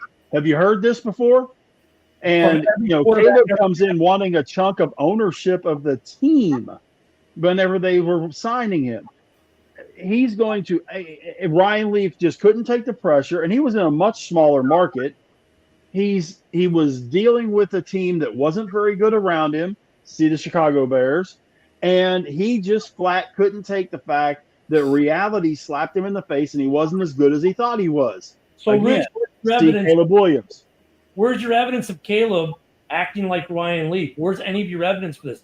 You have none. I have all kinds of evidence of him talking about he was going to be the greatest quarterback that ever walked, and he Well, wanted to that's take every ownership of the quarterback team when they drafted him. Number one. Every quarterback drafted in the top 3 picks is always, I'm going to be the best quarterback you've ever seen. I mean, you want your quarterback to have some bravado. I want Jordan Love, if I'm a Packers fan, to have some bravado, even though he didn't back it up last year. I don't care. I want Goff to walk around thinking he's Jesus and the best quarterback in the league for Detroit, even if he's not. I want Joe Burrow to walk around thinking he's God if I'm a Cincinnati Bengals fan, even though he may not be. You want that mentality of I am the best from your quarterback. You don't want the mentality of like, well, I'm a decent quarterback who sometimes gets the occasional win. I would much rather have a quarterback that is understated and overperforms than has a huge mouth like Caleb Williams, like Shedeur Sanders, and absolutely does not prove it on the field. Where's your evidence of this? You're attributing a quote that never even came from Caleb. It came from his dad, supposedly, and was debunked before the draft even. Okay, we'll reinforce the Shedeur Sanders end of this. So Shedeur is not Caleb. Caleb is not Shedeur. Caleb's not even close to acting like Shedeur. Caleb went to the combine, talked to teams, had a pro day. Okay. Shedeur didn't do any of that. Yeah, Let's we can stop that for a minute. Yeah. So we can keep going. Will, what was your take on that? No, nothing. Okay. I want to keep. Well, all I'm going to say about Caleb Williams is there's one thing we can't pick on Bears fans for. They finally had a rookie throw for over 3,000 yards in a season. And I'm done with it. Yep. And he will be the next first Bears quarterback to throw for 4. Oh, more than likely, he'll be the first one to break Eric Kramer's passing yardage record. JB always has to put that in there. I do. 3,865 yards. He only missed it by 340. Damn it, the gunshot's not good. All right. Oh, you mean this one right here? Just a second. I think I got that one here somewhere. Yeah. Shots fired! Pow! Pow! Yeah! Yeah! All right. Chief, So- Chief! Nah, never mind. It is now time to talk about the Pack-Tards. Ken, let's talk about your team. Oh, we finally have complimentary receivers for Jordan Love that won't be dropping the ball all this time. They had 11 touchdowns that were dropped in the end zone. If we can get some competent receiver play, we might actually be able to gain back the NFC North this year. But I will say that I'm going to put the Vikings, Lions, and Packers all in the same window of, we'll say, 9 to the winner of the division gets 13. I still don't see 13 for any team, but that's okay. I get it. So my window All right. stays the same for the Packers, 9 to 12. Their big question mark is Jordan Love worth the money they paid for him? Last year he was not. Unfortunately for Goody, he had half of one really good season where he was good on the back end and had a nice little playoff run to make a decision. They signed the big contract. He was not worth that big contract last year. I'm not saying Jordan Love sucks. I'm not saying he's terrible. He's a good quarterback with a coach who I give a lot of credit to for putting that team in position to win football games. And he does a really good job of it. Might be the best coach in the division. I don't know. KOC might be up there too. And we'll see how Ben Johnson. I'm not going to claim anything on Ben until he has actually done it. So the Packers, like I said, they're in that same boat. Flip a quarter, who wins? Flip the quarter, who loses the division? Yes. Their big question mark is Jordan Love going to take that next step and prove he's worth the money, or is he just going to be a really good quarterback in the division? Okay. I'm going to push back a little bit because if you added in his 44 drops that the wide receivers had last year, he would have had a 68% completion percentage. So the pick sixes in the red zone and all that stuff didn't help, though. I mean, no, but you got to admit, the time of possession that stopped on third down drop passes was huge. It happened to all teams, though. I was waiting for something like that. It happened to the Bears. It happened to the Lions. It happened to the Vikings. Don't make excuses. He's either going to prove he's worth the big money or he's not. None of us broke 22. That was the most that any other team in the division had. They had twice as many at 44 drops last season. We talked about it. Thank you. Bastrilla. Yeah, again, the Packers are another team in the division that, coin flip for everybody, basically. Green Bay, I think the worst that they can do is stay with what they were last year, 11-6. I mean, I don't see them dropping off too much. They're the team that didn't go through a lot of front office changes, but at the same time, you're talking about those same receivers are still on that team. Well, the majority of them, and you're putting your faith in a rookie. He's a good rookie. Not saying he ain't, but all that stuff's got to be played out in the field. And things got to be corrected for the Packers. Like Ken said, you can't be dropping passes. That's bad for your offense. And it doesn't make your quarterback look good. And that's what it comes down to the end of the day. People say, well, Jordan Love sucks. Well, he don't suck. His receivers suck. How about that? So there you go. And the offensive line, too, is another thing I'm kind of a little bit worried about because they've been going through a little bit of what's going on with what's his face in his contract. Jenkins, yeah, he wants to get paid a little bit more, and unfortunately, he's having a minor holdout, but I expect Green Bay to get this done. Green Bay is known as being a real cheap organization for paying players, so they're going to try and claw any penny that they can from giving them, but it's going to get resolved by training camp, my guess. Is he going to be playing center? Yes. All right. I think that's the reason why he was asking for that. Yes. Yeah. Hey, real quick, on the drop balls for Jordan Love, one other thing to state, we talked about this last night after the show. Jordan Love needs to stop trying to throw everything 1,000 miles an hour. Sometimes you just need to float it in. The problem with the drops is Jordan Love created. So that's why I'm pushing back on the drop ball issue. Part of that issue is him putting way more heat on the ball than is necessary. You don't need to break your receiver's fingers every time you throw them the ball. And Love needs to correct that. And that's part of what I'm looking for to see if he corrects to show he's worth that paycheck. John Elway made a career out of it. And Matt Stafford still does. Yep, Matt Stafford does it too. Yep. All right, Big Rich. Well, Green Bay, I mean, when you look at this division, Green Bay is the only team that has not gone through a major change in this offseason. Minnesota, you got McCarthy, and you're not sure about them. The Bears, you bring in a new head coach, new personnel, things like that. And when you look at Detroit, you've got guys coming off of injuries. You've lost both of your coordinators. Green Bay has pretty much stayed pat as far as the ecosystem of their team. I've got them winning the division. I've only got them winning 10 games, but I've got them winning the division. All right. Adam. I think they're going to be a 10-win team. I'm with Rich on this one. Right around, I go 9-11, but I think 10's my number. Thinking about it, looking things over. Like it said, Rich just also said no change in coaching and all that. So yeah, that's where I'm at. Is Savion Williams going to step up? Is Christian Watson not going to step on a crack and break his knee? It's just I have him on my fantasy team, and it pisses you off seeing he can't even make the fucking field. So I knew fantasy football was coming. He always he's pissed off. This always gonna pay attention to the Packers shit. Well, if it wasn't for fantasy football, how much are you guys not really paying attention to outside of your team? Well, I don't play fantasy anymore. That's kind of my job. Hey, so. you can ask Ken and Ken here who run their own show. I'm Jamie Malloy, and I just pay attention to everything. You can ask Ken and Ken here who run their own show. I'm one of the few that's done an NFL-based show like this ever since he started, because I have paid attention to every team, and it wasn't because of fantasy football. Mm-hmm. Okay. I mean, that helps. That helps a lot. All right? I agree.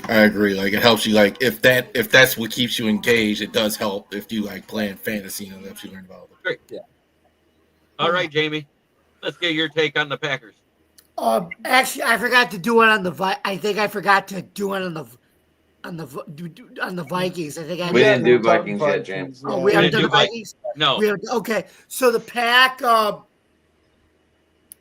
I think the Pack is really strong. I think this year, and that's how I think it is.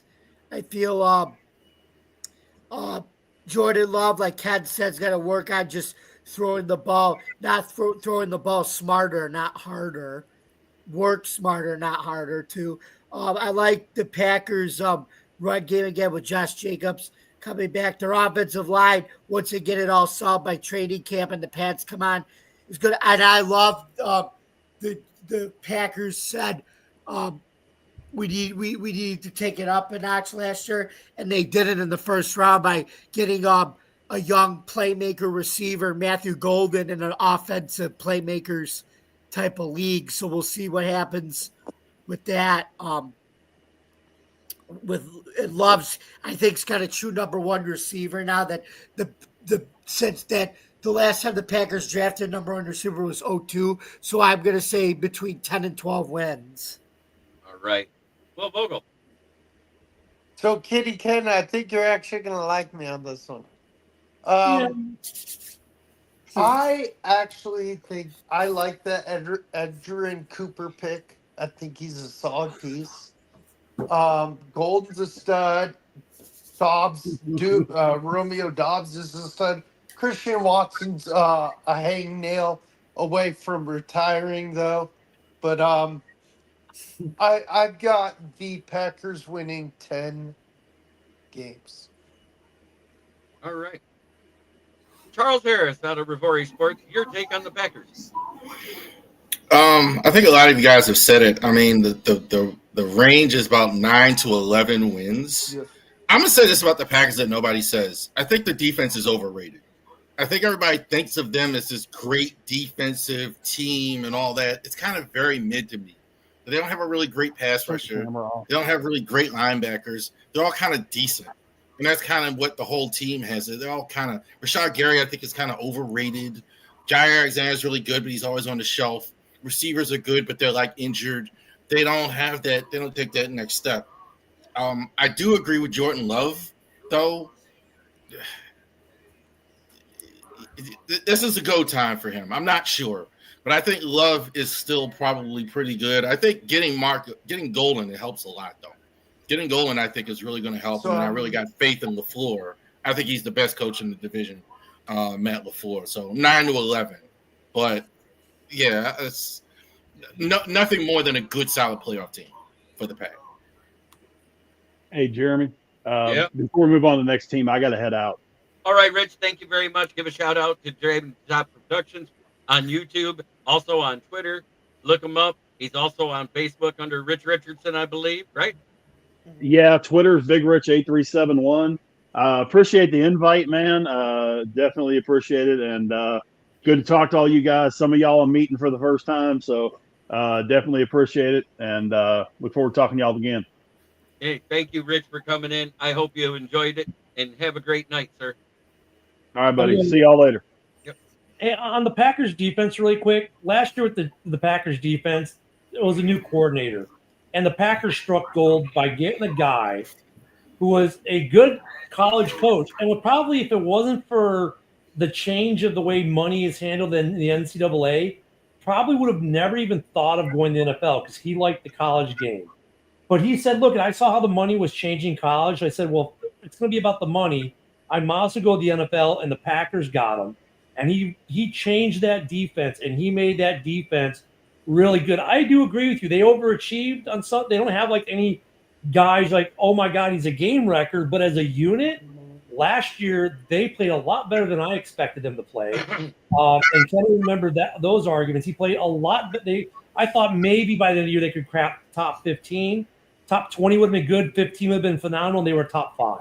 So they put together a really good defense with a bunch of guys you really didn't know about, and one or two that you kind of did. And it's all in that their coaching. They had phenomenal coaching. That's one thing about the Packers. I could say whatever I want about some of their players, about Jair Alexander is a head case more than he's a plus on the field. And you could say all that kind of stuff. But their coaching up there, with their DC and their head coach is so good, and they put that team in a position to win every week. I'm gonna and none of that gets you out of the first round, even though you're right in everything you said. Yeah, I'm gonna massively push back about not having a game record. I'm pretty sure Xavier McKinney qualifies for being a game record. Yes. Not up front. The biggest weakness in their defense is the fact that they could not generate a pass rush. Yeah. And that was with all their starters when they were healthy or not. So that's my biggest question mark. That's my biggest question mark on the defensive side of the ball, which also led to them giving up more yards on the ground than usual because there wasn't that cohesiveness. Our rush defense was leaps and bounds better than what it was the year before. I understand that, but it was what top? I think it was 12th last year, right? Versus I don't remember the exact number of it, but it was a major improvement for what it was. Okay, very mid. That's the point. They're not this really, really good defense. It's kind of in the middle all the time. They kind of get credit for being this really good defensive team, and I don't see it. I mean, they're kind of just in the middle. Their offense, I think, is better than what everybody thinks it is, though. The floor and love and all that, I think that's what's going to get them in the playoffs. If you took away, or if there are 8 drops in the end zone last year, there was 8 drops in key points in the second half. 11. In the second half. Okay. In the second half. Okay. If you added those back in, they could have broken past into the top 10 for offensive scoring. They were just outside of it. So that being said, they were there. They were at the upper half on offense, but they were mid overall at defense. How was top 5 overall mid? It looked like it not scoring defense. Scoring defense, you were top 5.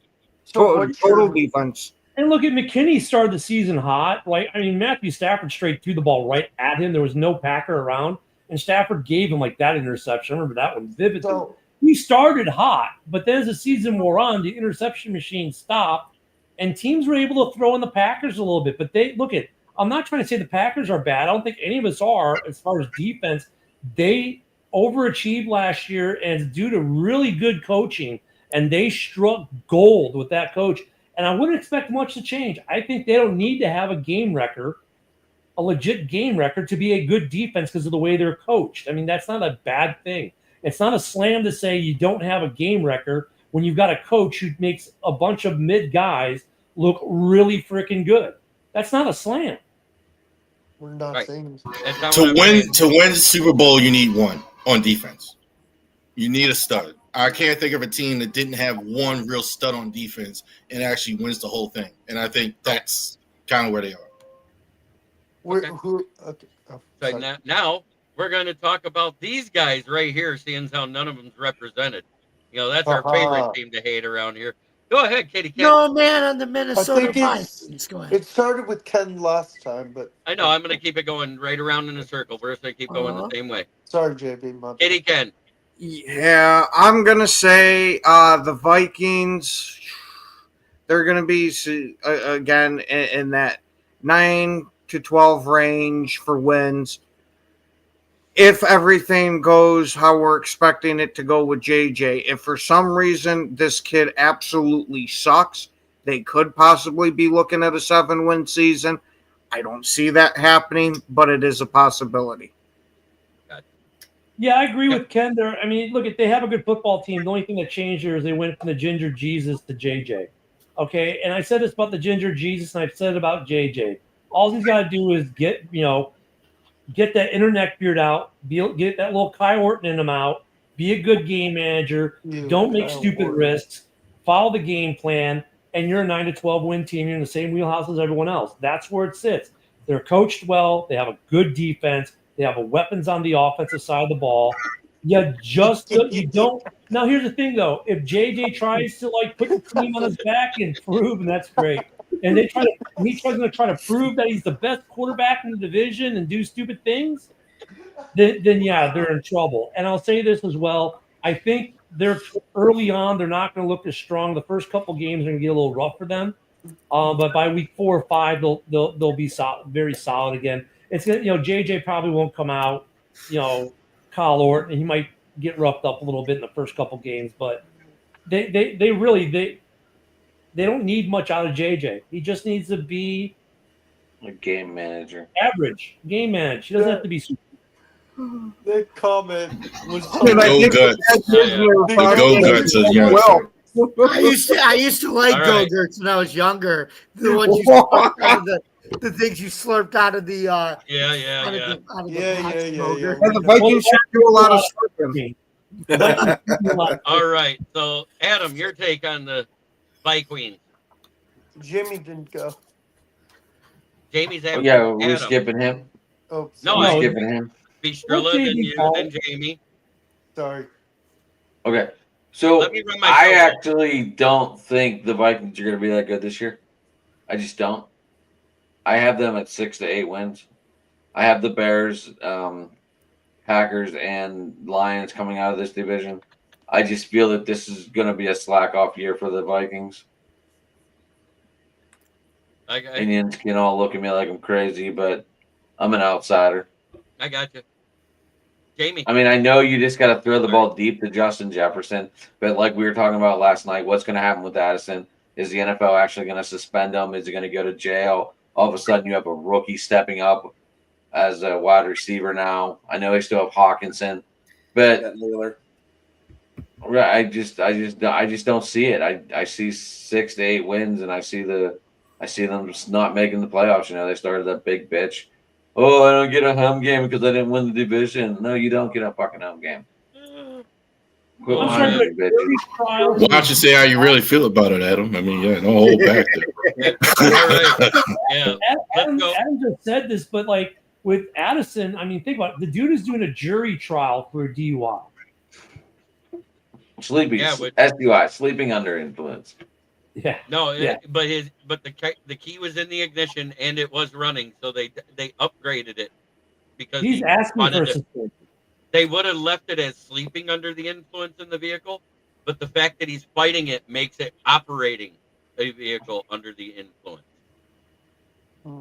I don't know Minnesota law, so I have no idea. I don't even know where this happened. California, didn't it? You know what it is, Charles?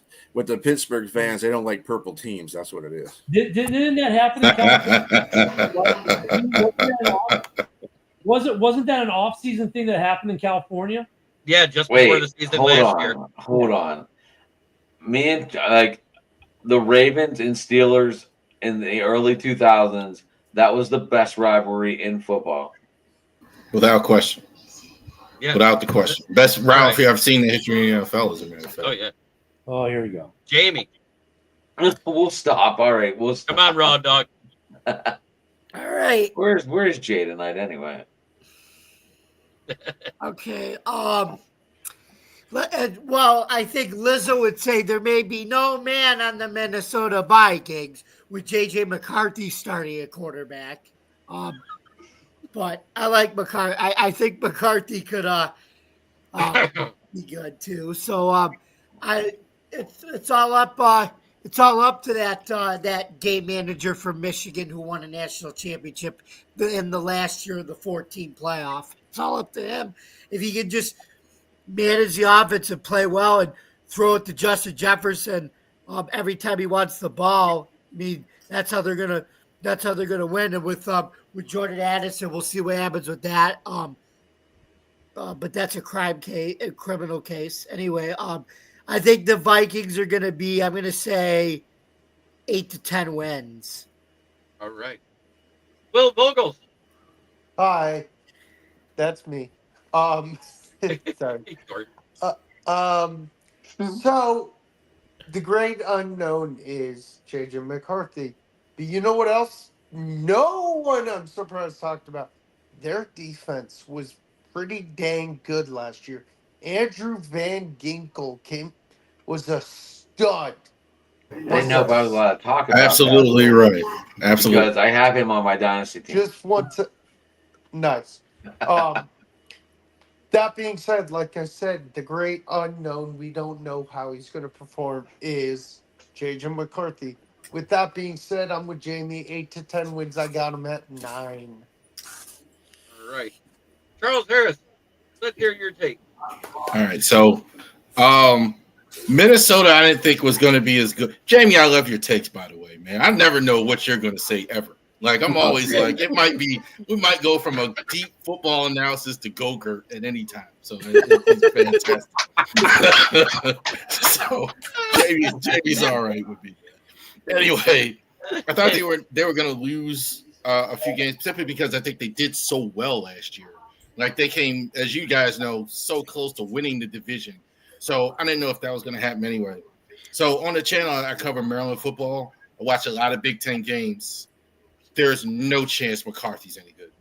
I am in shock he got picked so high. I am in shock that they got Sam Darnold. They've done a lot of good things right. He's right. You're right. The defense is really good. Van Ginkel, yeah. Van Dinkel's really good. Harrison Smith, I mean, is probably this far away from the Hall of Fame. I think they do a lot of good things, but I cannot see a universe where McCarthy takes them any place. 6 and 8 wins. No Can I say? Oh, sorry. Go ahead. I'm sorry. I want to say one thing I forgot to mention. Their weakest point, which is weird, they didn't address in their draft, was their secondary. Their corners are garbage. All right. Mike Marsh, good to see He you only again, had 4 brother. draft picks. Do I But at the do I same get to time- say something about Minnesota? I thought you did. Okay, go ahead. So That's why I was Minnesota pointing again. that way during my turn. I was like, I know he didn't go. Well, that's why I thought he had the best take of everyone. He didn't say anything. I'm giving you the Ken special. Hey, I'm gonna give you. I approve of this message. I'm gonna give you the Ken special, which is Father Ken special. It's better to be thought a fool than open your mouth and remove all doubt. He was the smartest man in the room. He didn't say anything. He was the smartest man in the You're room. the Go back. smartest man I'm in gonna the go room. back. I'm gonna go back up to the booth and coach my defense. All right, let me put you up there. So that again, like with again, with all the teams in this division, a coin flip. But I would probably put Minnesota. I would probably put Minnesota basically where the Packers are at. They have a. You forget things about KOC. You know, I didn't like him winning Coach of the Year last year, but it is what it is. But he did take a Minnesota team that everybody thought when Sam Darnold got on was going to be in last place in that division. And look what happened. He was competing for the division title. I don't question his veracity on the quarterbacks. J.J. McCarthy might be mid, but he's going to look better than mid with KOC behind him. Okay, that offensive line has gotten way better. They took 2 of the best offensive lines from Indianapolis and put them on that offensive line. He's going to be protected. He's got plenty of weapons to throw to. He's still got Aaron Jones in the backfield. Don't be making jokes, Ken. The back. And, how long? and then they got the backup from San Francisco. Yeah, Jordan Mason. Don't mess with that guy either, man. Yeah, Mason is a good runner. He's gonna be the starter when Jones is out of there. Sorry, man. I just. Oh, you're good. And Will made a good point too. The secondary hasn't been addressed, and that's something that needs to be addressed. You got old people back there right now, and a rookie that hasn't been really proven. So I mean, the defense is kind of The front seven is good, but the back four is like. Okay. So we'll have to see how that transpires. If they lose any games during the season, I think that's where they're going to be losing games at in that back four because people are going to be able to throw on them. Other than that, I mean, yeah, I got them at 11-6 too. Am I the only one that has them sucking ass?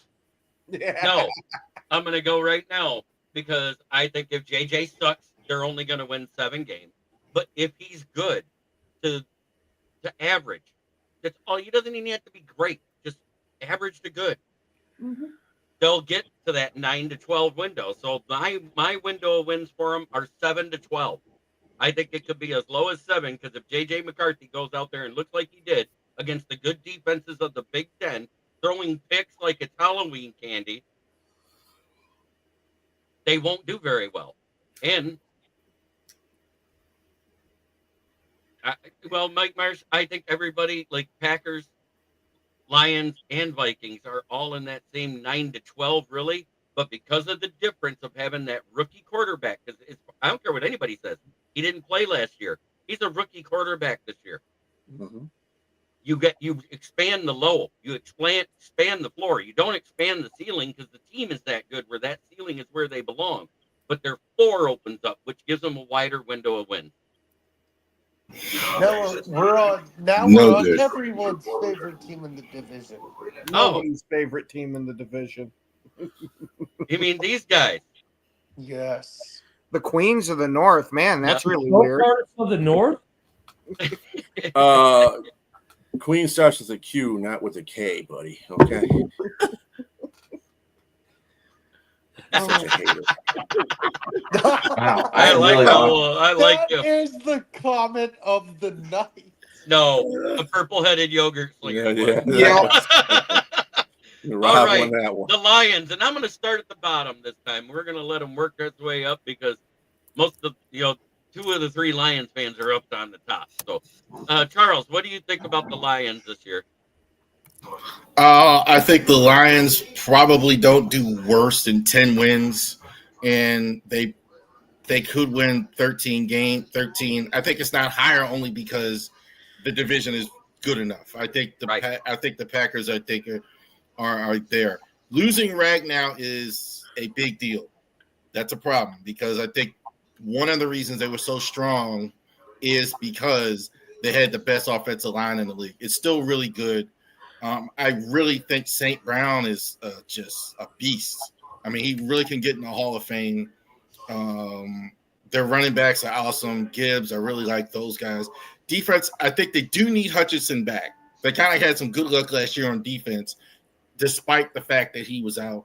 But they do need Hutchinson back on defense. But I go ahead. I'm sorry. He has been fully recovered. He is out there. I know OTAs at full speed right now. Yeah, but I think this is the best team. I think probably in the division. Maybe them, Philly, and Washington probably best teams in the NFC. I hate that damn comment. This one, it's a very ignorant comment because the Philadelphia Eagles won the Super Bowl with first strings. Yeah, I mean they replaced everything from the coordinators down. Only thing they had same last year was the head coach. Yeah. Y'all talking about me? I thought y'all were talking about Jesse Smollett was ignorant and no, that was funny.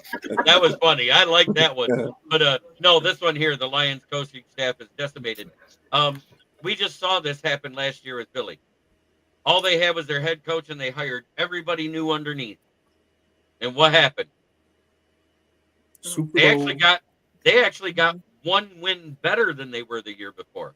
And I'm not saying the Lions are doing that. I don't think it's possible for the Lions to do that because there's no way we can win 15-2 with our current roster makeup and the fact that everybody got better. I'm being as real as I can. I've said all along, I think it's a 12-5 season right off the rip. And that was just going through and marking down wins and losses where I thought it was. I have 2 losses in the division. That still might be though the best record in the NFC, 12-5. I mean, even with that, that's the. That Madden curse is about to pluck the Eagles' feathers. Poor Saquon. That being said, I'm right with everybody else here. We're all in that same thing. I said 9-12, and I give them an outside shot to win one they shouldn't and get to 13. An outside shot at it. I'm not saying it would. Lions would win the Super Bowl if Eric Hill. Yes, you're right. If he was playing in that NFC Championship, they brought back Rodney Peete. Oh my God, it was bad. But that being said, we made it through both divisions in under 2 hours. Wait a minute. Whoa. Whoa, wait a minute. Like almost all of us think it's about the Lions. I know. I'm trying to get through the show though, but I will go ahead. I've got Are you trying to skip the lines because you don't want to hear negativity at all? Yes. Yes. I agreed with Just Gregorian, checking. that's why. Just checking. I just want to make sure. I'm gonna go real quick and then I've got to run. Yep. Thank you again, JB. I'll be Not a back. problem. Right. I got 11-13 wins. Hutch is back. You got Raw. You got Gibbs. You got Laporta. You got Monty. You got Goff. And the thing with Ragno is you got a rookie who's a stud already in Tate Ratledge. So do not sleep on Tate Ratledge. Anyway, good night, everybody. Have a great night. Much love. And I'll Take care, be Will. back here Friday. Night, man. All right, buddy. There we go. Now there are 7. Jamie, your turn. All right, thank you very much. Thank you, Jeremy. So I think, like you said, Jay, they're not going to be as good as they were last year.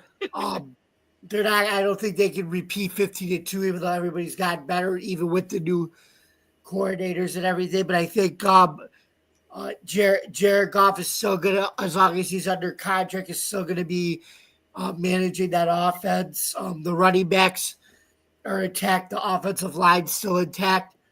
And I actually think, like I said, my range is, I'm going to say 11-13.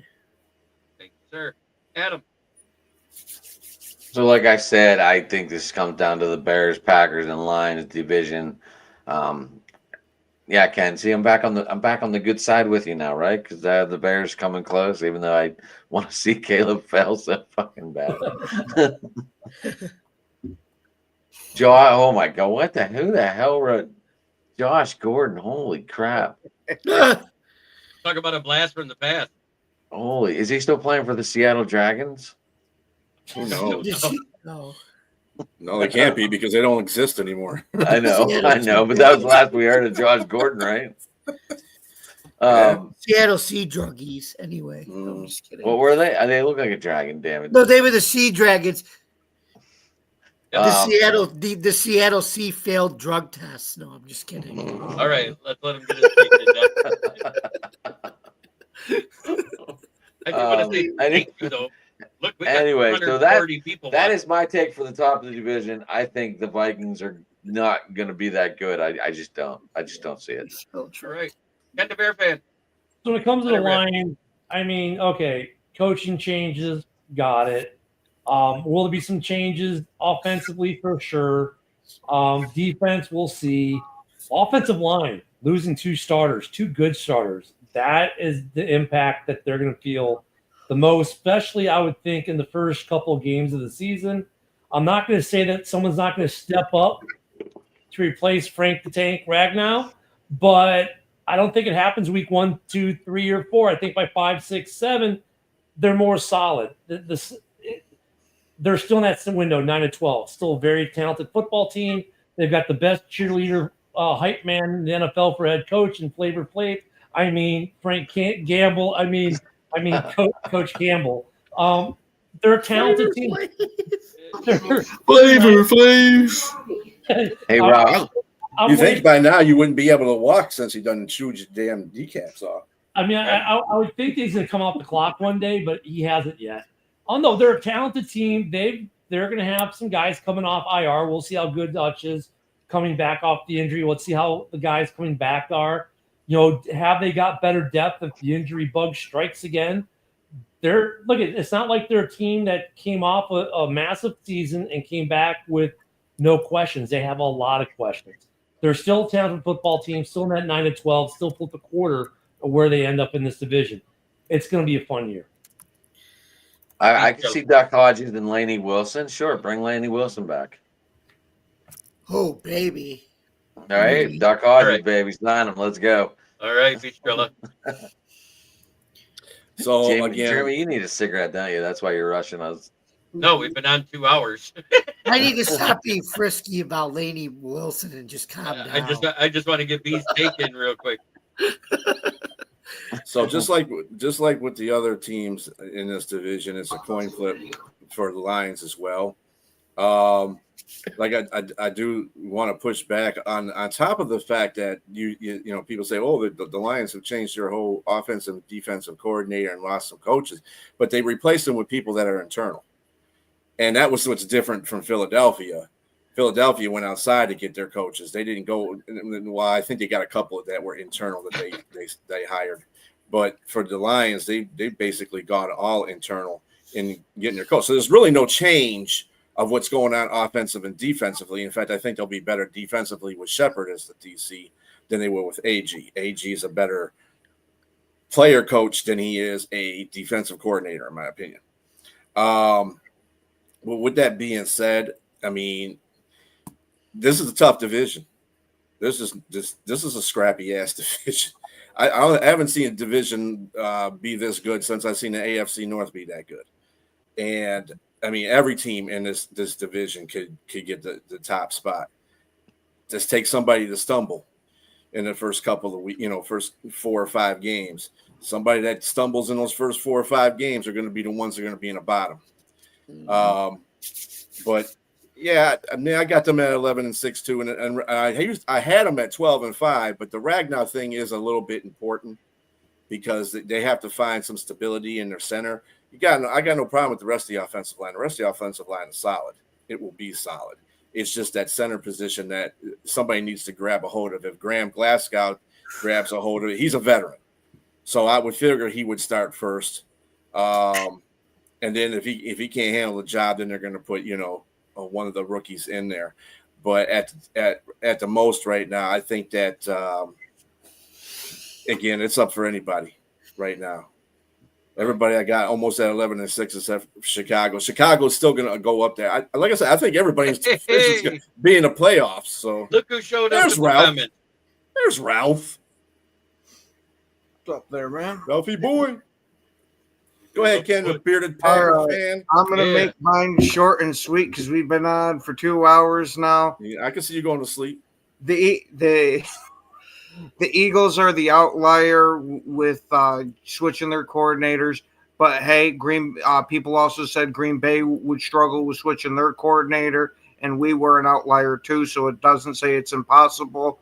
But I do think the Ragnow retiring recently, like he just did, is going to have a major effect on that line to where Goff is going to be getting more pressure, and we know how Goff does with a whole bunch of pressure in his face when he's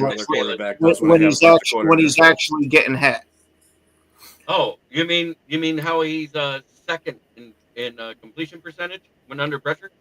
No, not just under pressure. Once he's getting hit, because under pressure, getting hit, he's been one of the best. He's been in the top 5 4 years in a row when under pressure and getting hit.